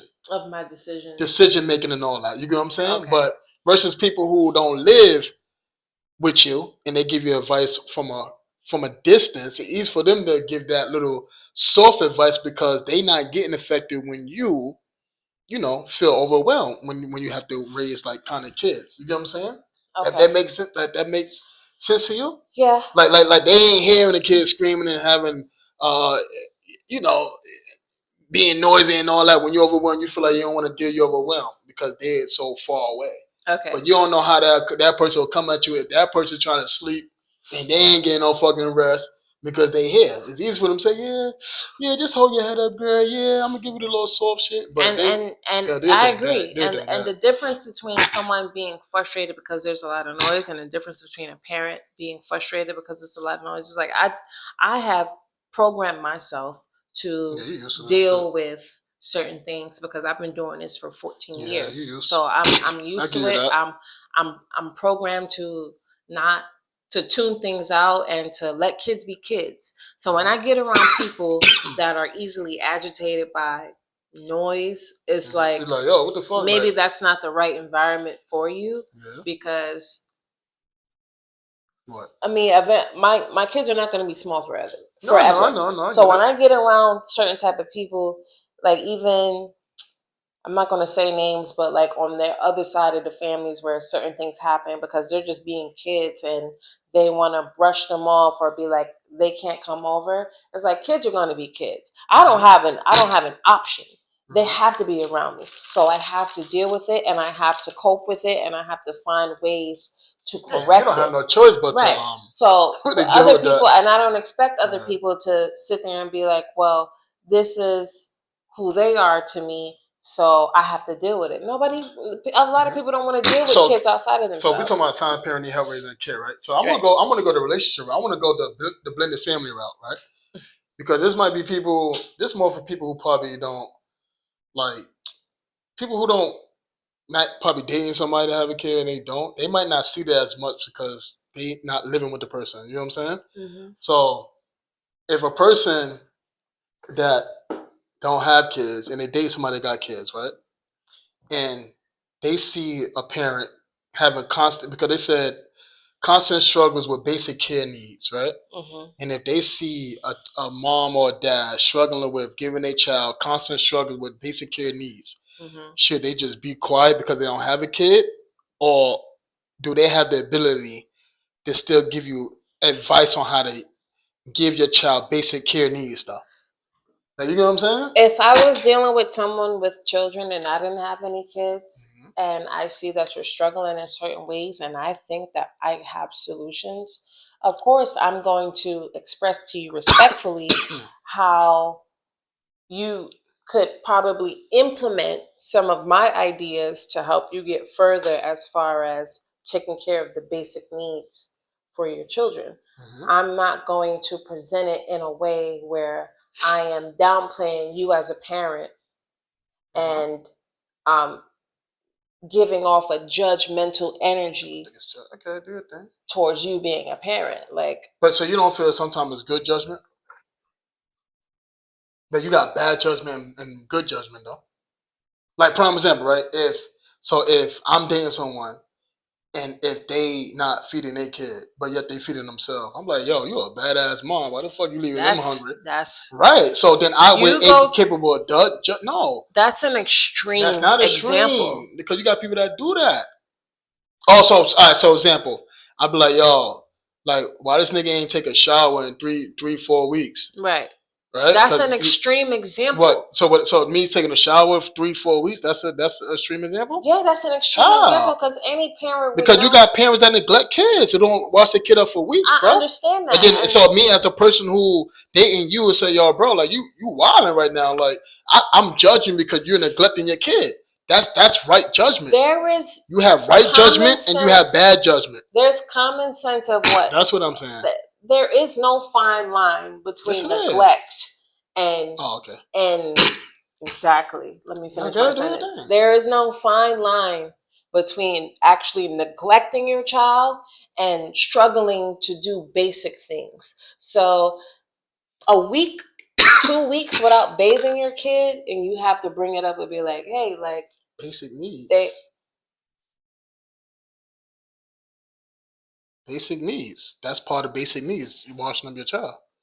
They need to wash up. That's basic They need needs. to wash up, but I'm and if saying you struggling being on top of them with their hygiene, the time periods of how long they went without bathing. You said a week, 2 weeks, right? If it's constant, that's a struggle with their basic needs. That's neglect. But it could be a struggle because maybe you could be worn out, you could be tired, you could be working all day, right? Correct. So that's what I'm saying. If you have struggle with basic needs, like what are they saying? Like if they need, like the also they need, like let's say clothes on their back or something shit like that. Well, I'm the type of person, like how you mentioned, if someone is working or they're doing other things and they're a bit they have their responsibilities piled up on top of them, and if I'm the parent with no kids, I will take it upon myself to be like, hey, I'm gonna give so and so a bath, I'm gonna give them a shower. That's cool with you? All right, cool. Like I see you're a little bit overwhelmed, like I can help you out instead of being like, well, you didn't do this and you didn't do that, and especially if I see you doing a million things at once. Yeah, but you constantly needing me though, and we know this. Nobody said anything about constantly needing. No, that have to be a balance. I say if you see your partner needs help and you have the ability to help, then instead of coming to them and telling them, hey, you're not doing this, how about you take it upon yourself to be like, I can help you out in this way because I'm not doing anything right now. There's nothing important that I need to do. So let me throw so-and-so in the bath, or let me fix them a plate of food, or let me help them with their homework real quick. Like it's really simple. Like as a union, if you are a person without a child and the person with the child, y'all can feed off each other's strengths and weaknesses. To me, it depends on that person's lifestyle. Like that person is working all day, they might be tired of fucking help you with the basic stuff. Okay, so you think it has to do with going out and working? No, I'm saying if a stay-at-home mom fell back on a few things, right? You think she doesn't have the ability to do that? You think it's a problem? You mean if you're a stay-at-home mom? If you're a stay-at-home, I would judge you a little more if you're a stay-at-home mom. But if you're a mom that's working and you still have to pay bills, you're working and all that. So of course you might be a little burned out to keep up with some stuff, especially when you're raising a kid on your own. But if you're a stay-at-home mom though, and you got all the time in the world to make sure the house is clean, make sure the dinner is cooked, make sure you folding their clothes, you're doing the laundry and all that, you got mad ample time, yes, I would judge you. Now, if you're a mom that's working and you're in school, you're working in school, so sometimes that's going to happen. So maybe be like, you know what? Okay, I have to set a schedule of during the week, I handle my business, my life, and during the weekend, I'm gonna do laundry because the kids' clothes got to be clean. Right. But if you're a mom that's like stay-at-home mom and you got all the time in the world, and if you just sitting there, you're not doing nothing, yes, I would judge you. So if I'm just laying in my, if a person is just me, if I'm just laying in my bed and I just don't have the energy to do anything, and I take a day or 2 or 3 to just recuperate, that's a problem. If you're a stay-at-home mom, yes. If I'm not working, and then I'm just so once again, if you're a stay-at-home parent, because like I said, that could go for women and men, possibly, but that's a exception to the rule because there's more moms that have kids, raising kids on their own, right? And sometimes it could be. And coming, it could be both parents too. I'm gonna be realistic. Coming from a person who's never. Wait. Hold on. Let me get it out. Okay. Let's get this. Let's get from a single parent. It could be people with both parents probably need advice how to raise a child, because every parent is not logical. It could be 2 parents that could be illogical, or you might have one parent that is and one parent that's not. So sometimes it might be 2 parents that probably need advice on how to raise a kid. Because nowadays you got kids having kids, bro. Let's be real. You have kids having kids. And that's why I feel like if you have an OG mom out there who's giving you the gems on how to act as a lady, as a mother, you should take that as solid advice instead of feel like this person is judging you. How would I know if she's an OG mother or how do I know how she raised her kids just by her coming up and speaking to me in a moment? Because I feel maybe she didn't do what you're doing, and she's telling you, listen, that's not the right thing to do. And I know that just by her coming up to me and speaking to me? I don't feel people would. So you think people would give advice or something that they don't do? Absolutely. There's really judgmental people out there that just want to run their mouth and hear themselves talk and see something that they want to speak about. What do you mean? I feel people judge people based on something that they wouldn't do, though. Just 100%. Yeah, something that they know that they wouldn't do. So I'm a judge because I know if it was me, I wouldn't do this. Okay. You know what I'm saying? No, I'm saying. You feel that way. So you don't feel people judge people based on what they wouldn't do? Because if I'm doing the same thing, why would I judge you based on something the same thing I would do? That don't make sense. What do you mean? It doesn't make sense, but there's people out there that do that. There's a million fucking religious people and Christians and Muslims that will judge you because it says not to do this in the Bible, but they do it, they fuck themselves. So then when they see people out there doing it, they got something to say. There's people that sin every day and then judge another person for sinning. But you have good judgment, though. You have bad judgment. There's people that sin every day and will judge another person for sinning. Let's be realistic. All right, so what my point is, I'm not the type of person that's going to take it. If I don't know you, I don't know how you raised your children.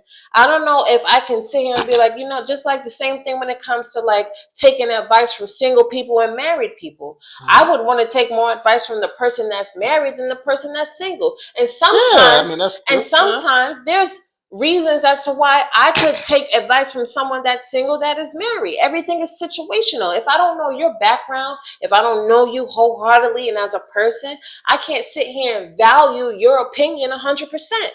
I'm going based off of I think when it comes to the common sense shit, they can though. I have a different way. I say when it comes to common sense, I have a different way of living life. You talk about situation. Some things is common sense, bro. Common sense is not common. There's people that you talk to on a daily basis. Me and you don't even agree on everything 100%. So just because you grew up a certain way and you have your thoughts on how you think your morals is 100% correct, I don't see things that way. I see things through a different lens. So you don't think everybody don't have the same morals? No. So you mean tell me life didn't create God didn't create morals? God didn't create common sense where people could come in accord to agree on something. So the common sense. So let me talk. So prime example, right? This is a hypothetical speaking question. Common sense would know that everybody knows it's wrong to touch a child in the wrong places. Sure. Nobody wouldn't agree with that. Nobody. Right. Besides pedophiles. But that's what I'm saying. But when it comes to most people will not agree with that. When it comes to moral touching the child in the wrong places, right? Right. Nobody will give you an excuse to that. They'll be like, nigga, you wrong, you need to be going to jail. Now you need to get your ass whipped. Everybody will agree. That would not be no debate. No, that so it's some things where some people could give you advice or judge you when it comes to shit that's common sense. So like for instance, like prime example, if you're a mother or father that's leaving your child hungry and you feeding yourself, that's common sense. So I would judge you. Everything ain't situational. I don't care that's what I just said. You're agreeing with what I'm saying. You saying everything's situational. So that's what you just said. Let me fucking talk, bro. You been rambling, bro. So what I'm saying is not rambling. No, you literally said, right? You said, this is what you said. You said, if somebody who I don't know, right? For example, right? If somebody who I don't know is coming to me, right? And everything is situational. Like this person don't know my situation. And this person that don't know me, they don't have the right to kind of give me advice or judge me because they don't know me because everything is situational, right? So for a prime example, right? If a person walk in McDonald's, right? And they see, I'm telling you this. So if they see a parent eating in front of their kid's face and their kids don't have nothing to eat and that parent is just eating in front of their kid's face, that person will have the right to judge them like, yo, why is she eating in their child's face? She grimy for that. That's fucked up. Like, why you eating in their face? If you don't got the bread, you should feed your kids, not feed yourself first, bro. Okay. And what if I hear that's 100% true? So that's what I'm saying. Feed her kids. What everything if is common fucking sense. She did just feed her kids and they wanted something else and already ate their other meal? So then she took her kids with her to McDonald's and got her own meal. And her kids already ate less than an hour ago, so she's feeding herself now. But you can't get mad at somebody think that's crazy though. Of judging, and that's not what I. But you should expect judgment, bro. This is why That's what I'm saying. Some judgment should be expected, bro. And this is why I'm saying everything is situational, because you don't know what just happened before you came in contact with that person. So if I'm sitting at McDonald's feeding myself a Big Mac and fries and a soda, and my 4 kids are sitting across from me eating nothing, and that's because they didn't want McDonald's. They wanted Taco Bell, and I took them to Taco Bell, and they ate there. And I said, since you guys ate already, let me go to McDonald's and get what I want to eat, right? Yeah. And they're sitting there not eating and literally watching me eat because they had their meal already. But that shit don't look crazy though, bro. And this is my point. That's what I'm saying. So some judgment is expected if you put yourself in a position to and I don't have to explain to a motherfucking person what my situation is. Judgment so then I would kindly say, listen, if I don't feed my kids, here's why people need to mind their business. People might judge me like, yo, bro, she wilding, bro. Like, what mother gonna eat in front of their kid and have their kid watch me eat, bro? Let's be real. I agree with it. But some situations expect judgment, bro. Israel, and this is why people need to stop fucking assuming. That's all I'm saying. When you assume, you make an ass of yourself. What's the first 3 letters of assume? A-S. You're making an ass of yourself because you're assuming. Instead of assuming, you can ask questions. You can be like, hey, did they eat already? Or do you need money to help me? Do you need help feeding them? Because I see you're only eating and they're not. And then I could kindly be like, I appreciate that, but they ate in less than an hour ago. I took them to Taco Bell before this. So they ate. They wanted Taco Bell. I want McDonald's. So I appreciate you offering to feed them, but they already ate. Stop making assumptions. Now, it's different if you see somebody really doing some crazy shit, like abusing their kids and punch them in it, and then you could approach them and be like, yo, chill. I'm gonna look at you, abusive parent. But if you're just simply making an assumption off of something like that, like the example that you just gave, if I have all 3 of my kids with me and I'm eating McDonald's in front of them and they're just sitting there.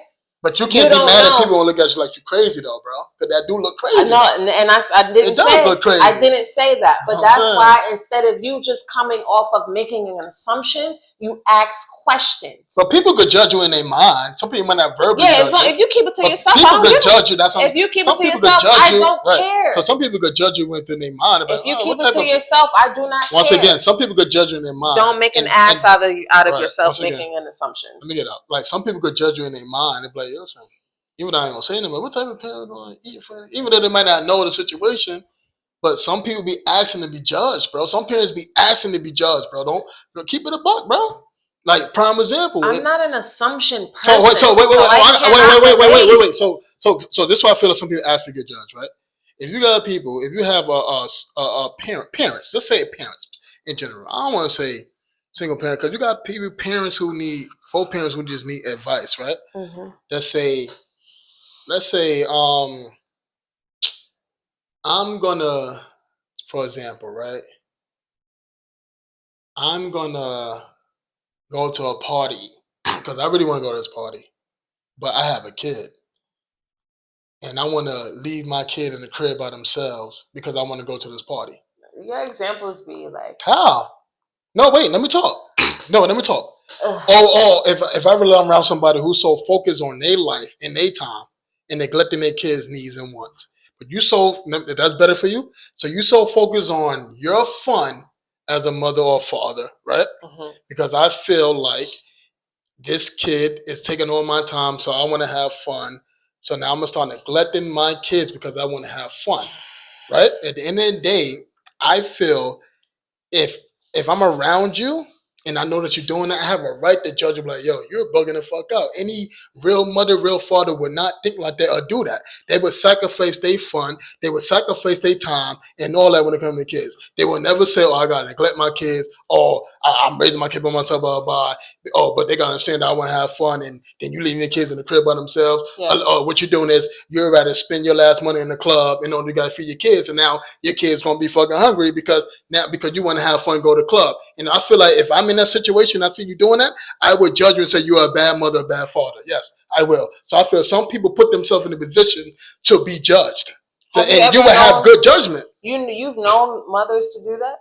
What, that go to parties? You've been with women. Not went with, but I know mothers that does. Okay, that, yes. so I'm speaking. Yes, bro. Yeah. You're speaking from a point of view that where you have dealt with that. Well, I'm saying you got bad judgment, good judgment. Right. You're speaking from a point. Saying. I can't. Every judgment, not an assumption. Bro. I'm not speaking from a perspective. I'm not looking through life as a parent that would leave my kids home to go out and club without proper supervision. Right. So when you bring it up, going out to the club and you know you gotta feed them and you rather spend $40 right when you bring it up, not feeding the kids. I can't. I understand. I'm gonna judge you. Yeah, when you bring it up, I understand, but I can't relate because you're speaking from a point of view as having witnessed these things. No, happen. But so I'm saying, as a human being, would you? So all right. So you're a mother, right? You are a mother. You are a mother. So you as a mother would. So if your kid had to eat and you got $50 left, right? Mm-hmm. And you as a mom, would you feed your kids or you gonna pay $50 going to that club? Do you really? All right. So So because they don't know me. Right. So what I'm saying is, you as a mom that questioning you. So wait. The second question. Well, no. All right. So hopefully I will be able to answer. Yes or no. Answer yes or no rather you saying something. So yes or no. Would you choose feeding kids $50 if you got $50 left, right? Versus you got $50 and you want to go to the club and have fun, but it costs $50 going to the club. Mm-hmm. You as a mom, what you gonna do? Feed my kids. Kids, boom. Now, if you as a mom is around another mother that would do the opposite of rather, going to the club, it's her last 50 for the week until she get paid. Mm-hmm. But it ain't really no food in her fridge. Like, there ain't really nothing there. Mm-hmm. But I want to have my fun, so I'm going to pay $50 to go to this club. My friend is doing this. Or anybody somebody that's around me. Yeah, just around. Like, it could be a mom, right? So you as a mother see another mother. Wouldn't you judge that mother and say she's a bad mom or she bugging the fuck out? I wouldn't. You wouldn't judge her. That's crazy. So here's the difference: is she my friend, or this is someone that I'm just around? It could be somebody. It's somebody, her friend or family member, something like that. It's my friend or family member. Which one you choose? It could be a friend. Friend or so if it's an acquaintance that I just know you through other people, I don't give a fuck. That's your life. I think you should as a mom. You should give a fuck. You should care. I don't involve myself in things that I don't waste my energy on people that are not like if I'm around you. So you're not gonna speak at gym to another mom? Say if I had the right thing, you're gonna say, "Oh, that's not my business." But now you're gonna leave a child being hungry and having a mom go to the club. Say if I had a friend, right? Say if I had a friend that had a friend, and I'm introduced to that friend. My friend's friend, and she was doing what you said. Yeah. She had her kids or whatever, and she was leaving her kids in the house to go party, and they were like not at the age of where they could supervise themselves. Mm-hmm. I'm not hanging with you. All right, y'all go. I'm going home. I'm not dealing with it. But you're not gonna tell her about herself? You ain't gonna judge her though? No, I'm not going. That's not my friend. I don't give a fuck that much about what other people are doing. And I'm not that type of person because I know it can cause problems and I'm not a confrontational person. I would just exclude myself. I'm going to be like, you know what? Y'all go hang out. Y'all do. If my friend think it's okay for her friend to do that, then I'm questioning my friend too. I'm going to be like, what type of situation I'm in? Yeah. And I'm going to feel awkward. I'm going to feel weird and I'm going to remove myself. And if it comes to the point where she's like, oh, if my friend, because those are the type of friends that I had. They're like, if I'm cool with my friend and then I back away from hanging with my friend, 9 times out of 10, they're probably going to say something and I'll express it and be like, yo, like, her kids are not old enough to be home by herself. True. You were cool with it. I'm not cool with it. And that's not my friend. So I just backed away from the whole situation. But I'm not the type of person to overstep my boundaries. I am going to. I feel some boundaries could be overstepped, bro. I'm not the. If you don't have enough fucking. You're talking about kids who are hungry, bro. If you don't have enough common sense to know right from wrong in those kind of scenarios, that's the type of person I don't need to be around. Because not only will you cross your children, you might cross me, and I don't need to be around you. Mm-hmm. You don't value life enough for me to be around you. and I'm going to separate myself. That's just how I operate. And I'm not going to extend my energy unless you actually want that energy extended. Now, then they say it takes a village to raise. So you don't believe it takes a village to raise a child?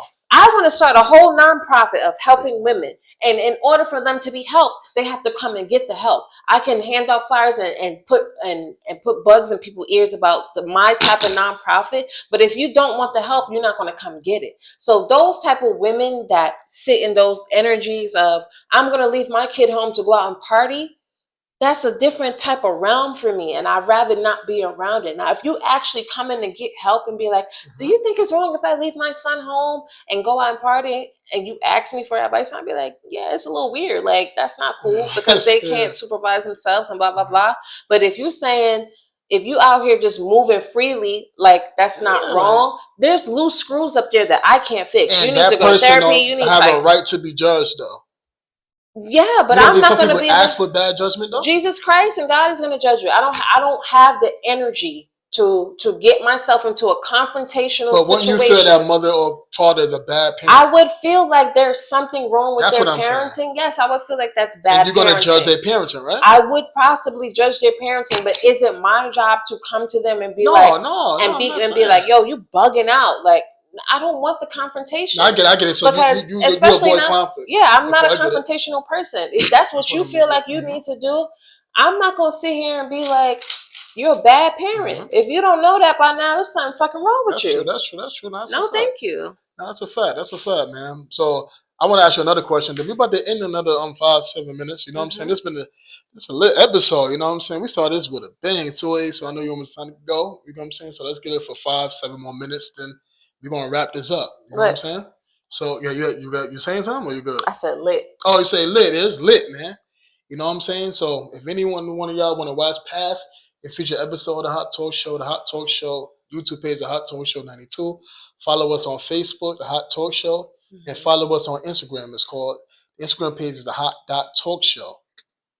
Yeah. So once again, if you want to watch fast, lit past episodes of the Hot Talk Show. You know, we're going to get bigger and better.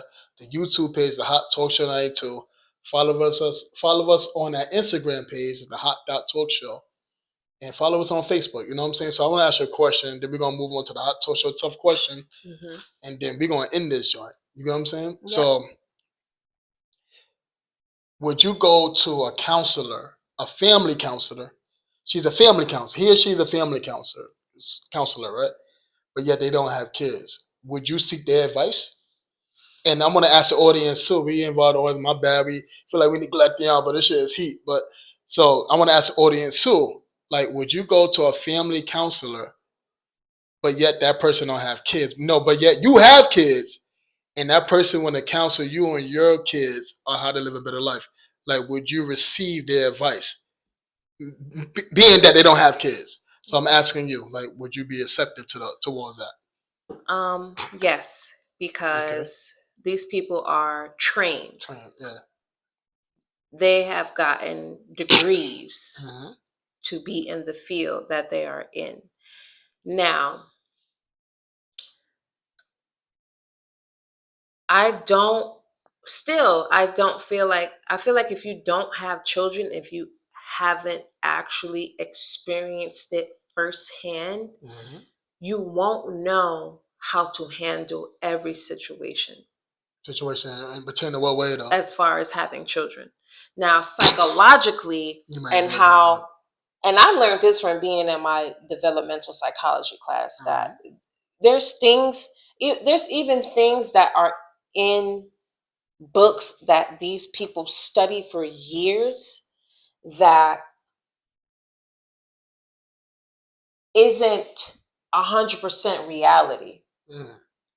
So I had so much backlash in that class because I spoke about realistic things and even down to vaccinations, even down to mental disorders and mental illnesses and spirituality. These books don't teach you that.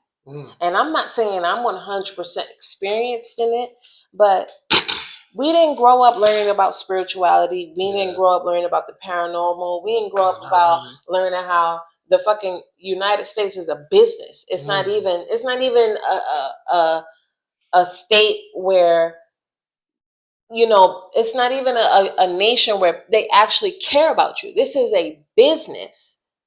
It's capitalism, it's communist. So when you learn about all these things, it makes you question everything you've learned growing up, your history books. When every class I go to, the developmental psychology class, like you learn the difference between adulthood and adolescence and being a young adult and being a toddler and being a newborn, everything and how your brain works. True. You understand it, and there's loopholes because everything isn't written in books. Things about spirituality isn't written in books. It's about what you feel. It's about what you believe in. It's about what you're connected to. So, and it could be light and it could be dark. It's two different sides. But what I'm saying is you can't go off of just because this person has a degree in psychology or child psychology or child development. Yes, they may have a little bit more knowledge and information and wisdom that they can give you, but until they are actually in those shoes and actually able to practice those steps that they've been taught in real time, then you can tell me, yeah, you can just do this. It's easy to do this, and this is what it says you need to do. But in real time, when you have a fucking toddler falling on the ground in the supermarket and acting out, when you've already been having a rough day, when you've already have been dealing with 2-3 other kids and attitudes, and your money's not right, and this blah blah blah blah blah, you're in survival mode. It's easier to deal with a situation if you have things together than if you in a bad space. So people gonna flip out. People gonna feel sheltered and like they can't express themselves properly. Yeah. So yes, you can have the proper way to do it, but when you talk to people that are dealing with it in real time, it's different. So I'm not saying they can't give you a better way to deal with it. So what did this person? And we're gonna move on because I want to get to the poem joint too. So we have time for that. So I'm gonna move a little quicker, right? So what if like this person, because I believe that when people do child psychology, they study the children, they study kids, they study their mind, they can tell you why they react like this. That's why they don't do this, because they feel like this, right? I feel psychiatrists, when they come, they know more your kids than you, right? You might think you know your kid because you're raising them, but some people don't know what they're doing. And this psychologist will listen. So like when you talk to a kid like this, he gets angry. Because they research that kids don't really respond to yelling. They respond more to more soft talking, like soft spoken, right?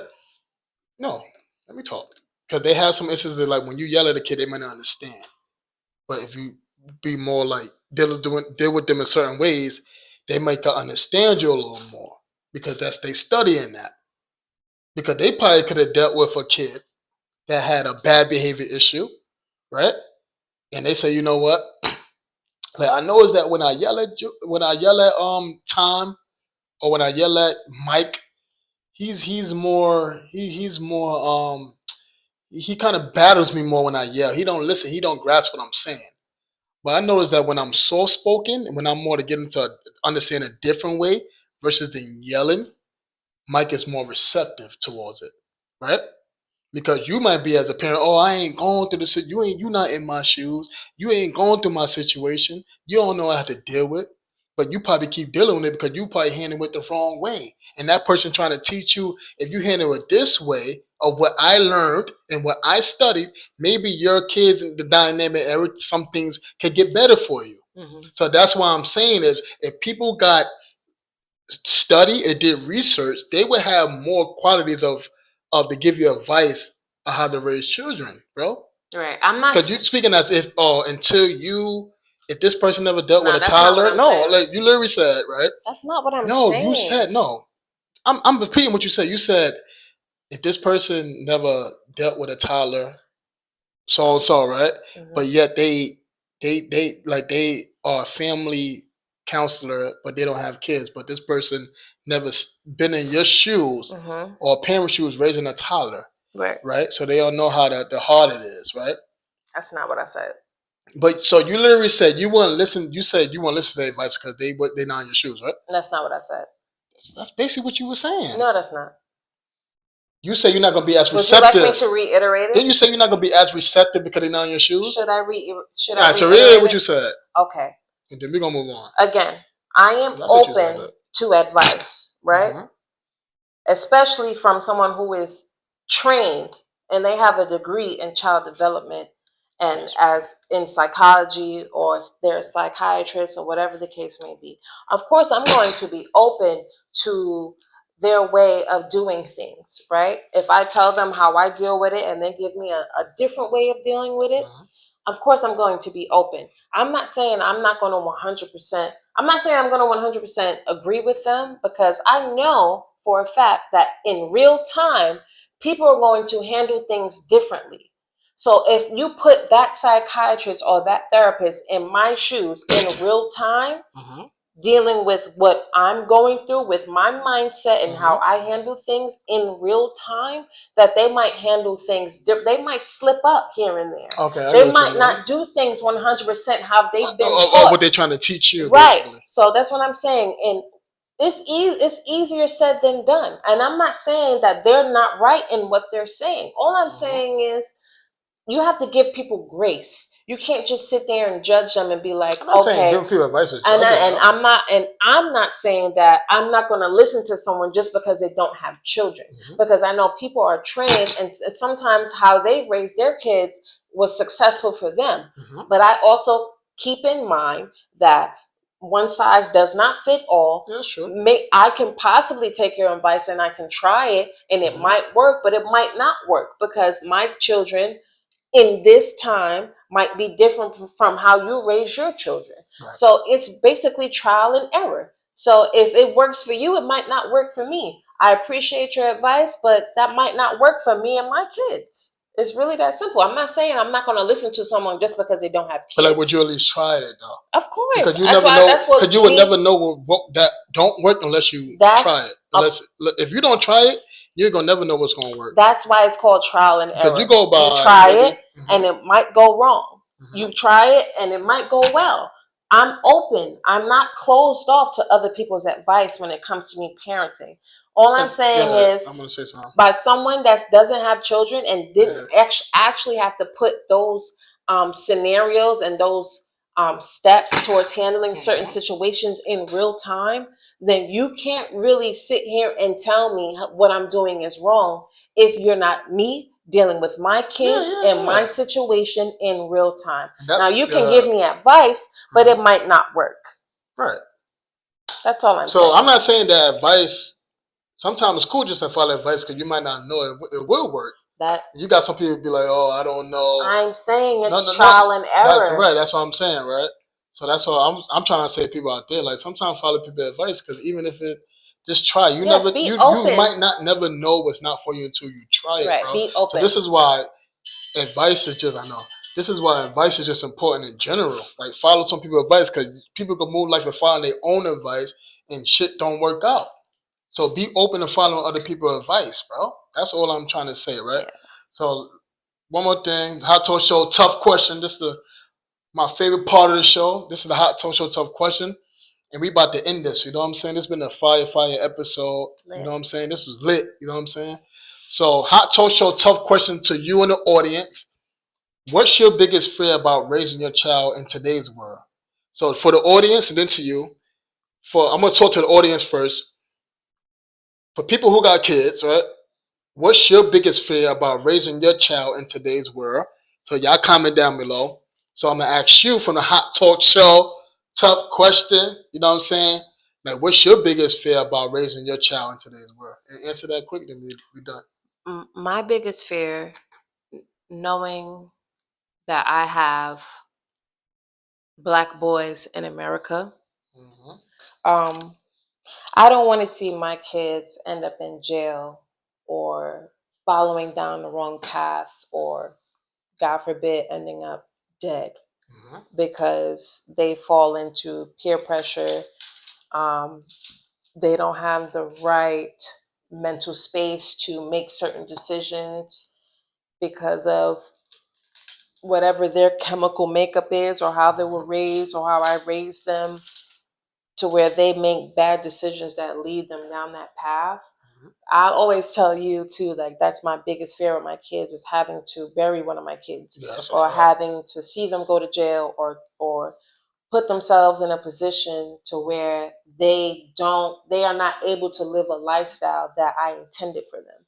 So that's my biggest fear. I want to go before my kids. I don't want to have to bury none of my kids, because a piece of my soul will go with them, because that's a part of my womb. That's a part of my body. That's my child. That's someone that I gave birth to. So that's my biggest fear.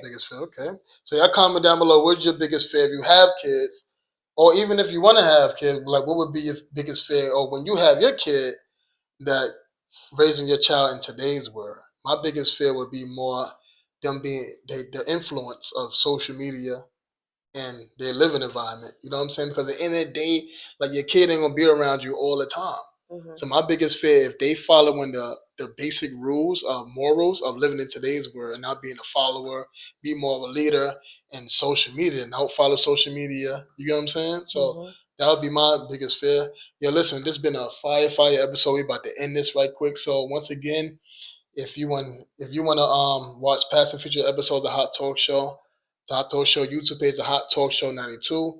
The Instagram page is the Hot Talk Show, and the Facebook page is the Hot Talk Show. You know what I'm saying? So it's your boy Iz. It's your girl Jazz. And we out here. Happy New Year to everybody, and we hope you enjoy this show. Later. Like, share, and subscribe. Yeah, like, share, and subscribe. You know what I'm saying? Yo, let's do this fucking poem real quick, bro. We don't have time, Iz. Huh? You fucking me up. I'm fucking you up? Just do it right quick. I think you mad. Do it right quick. Just do it right quick.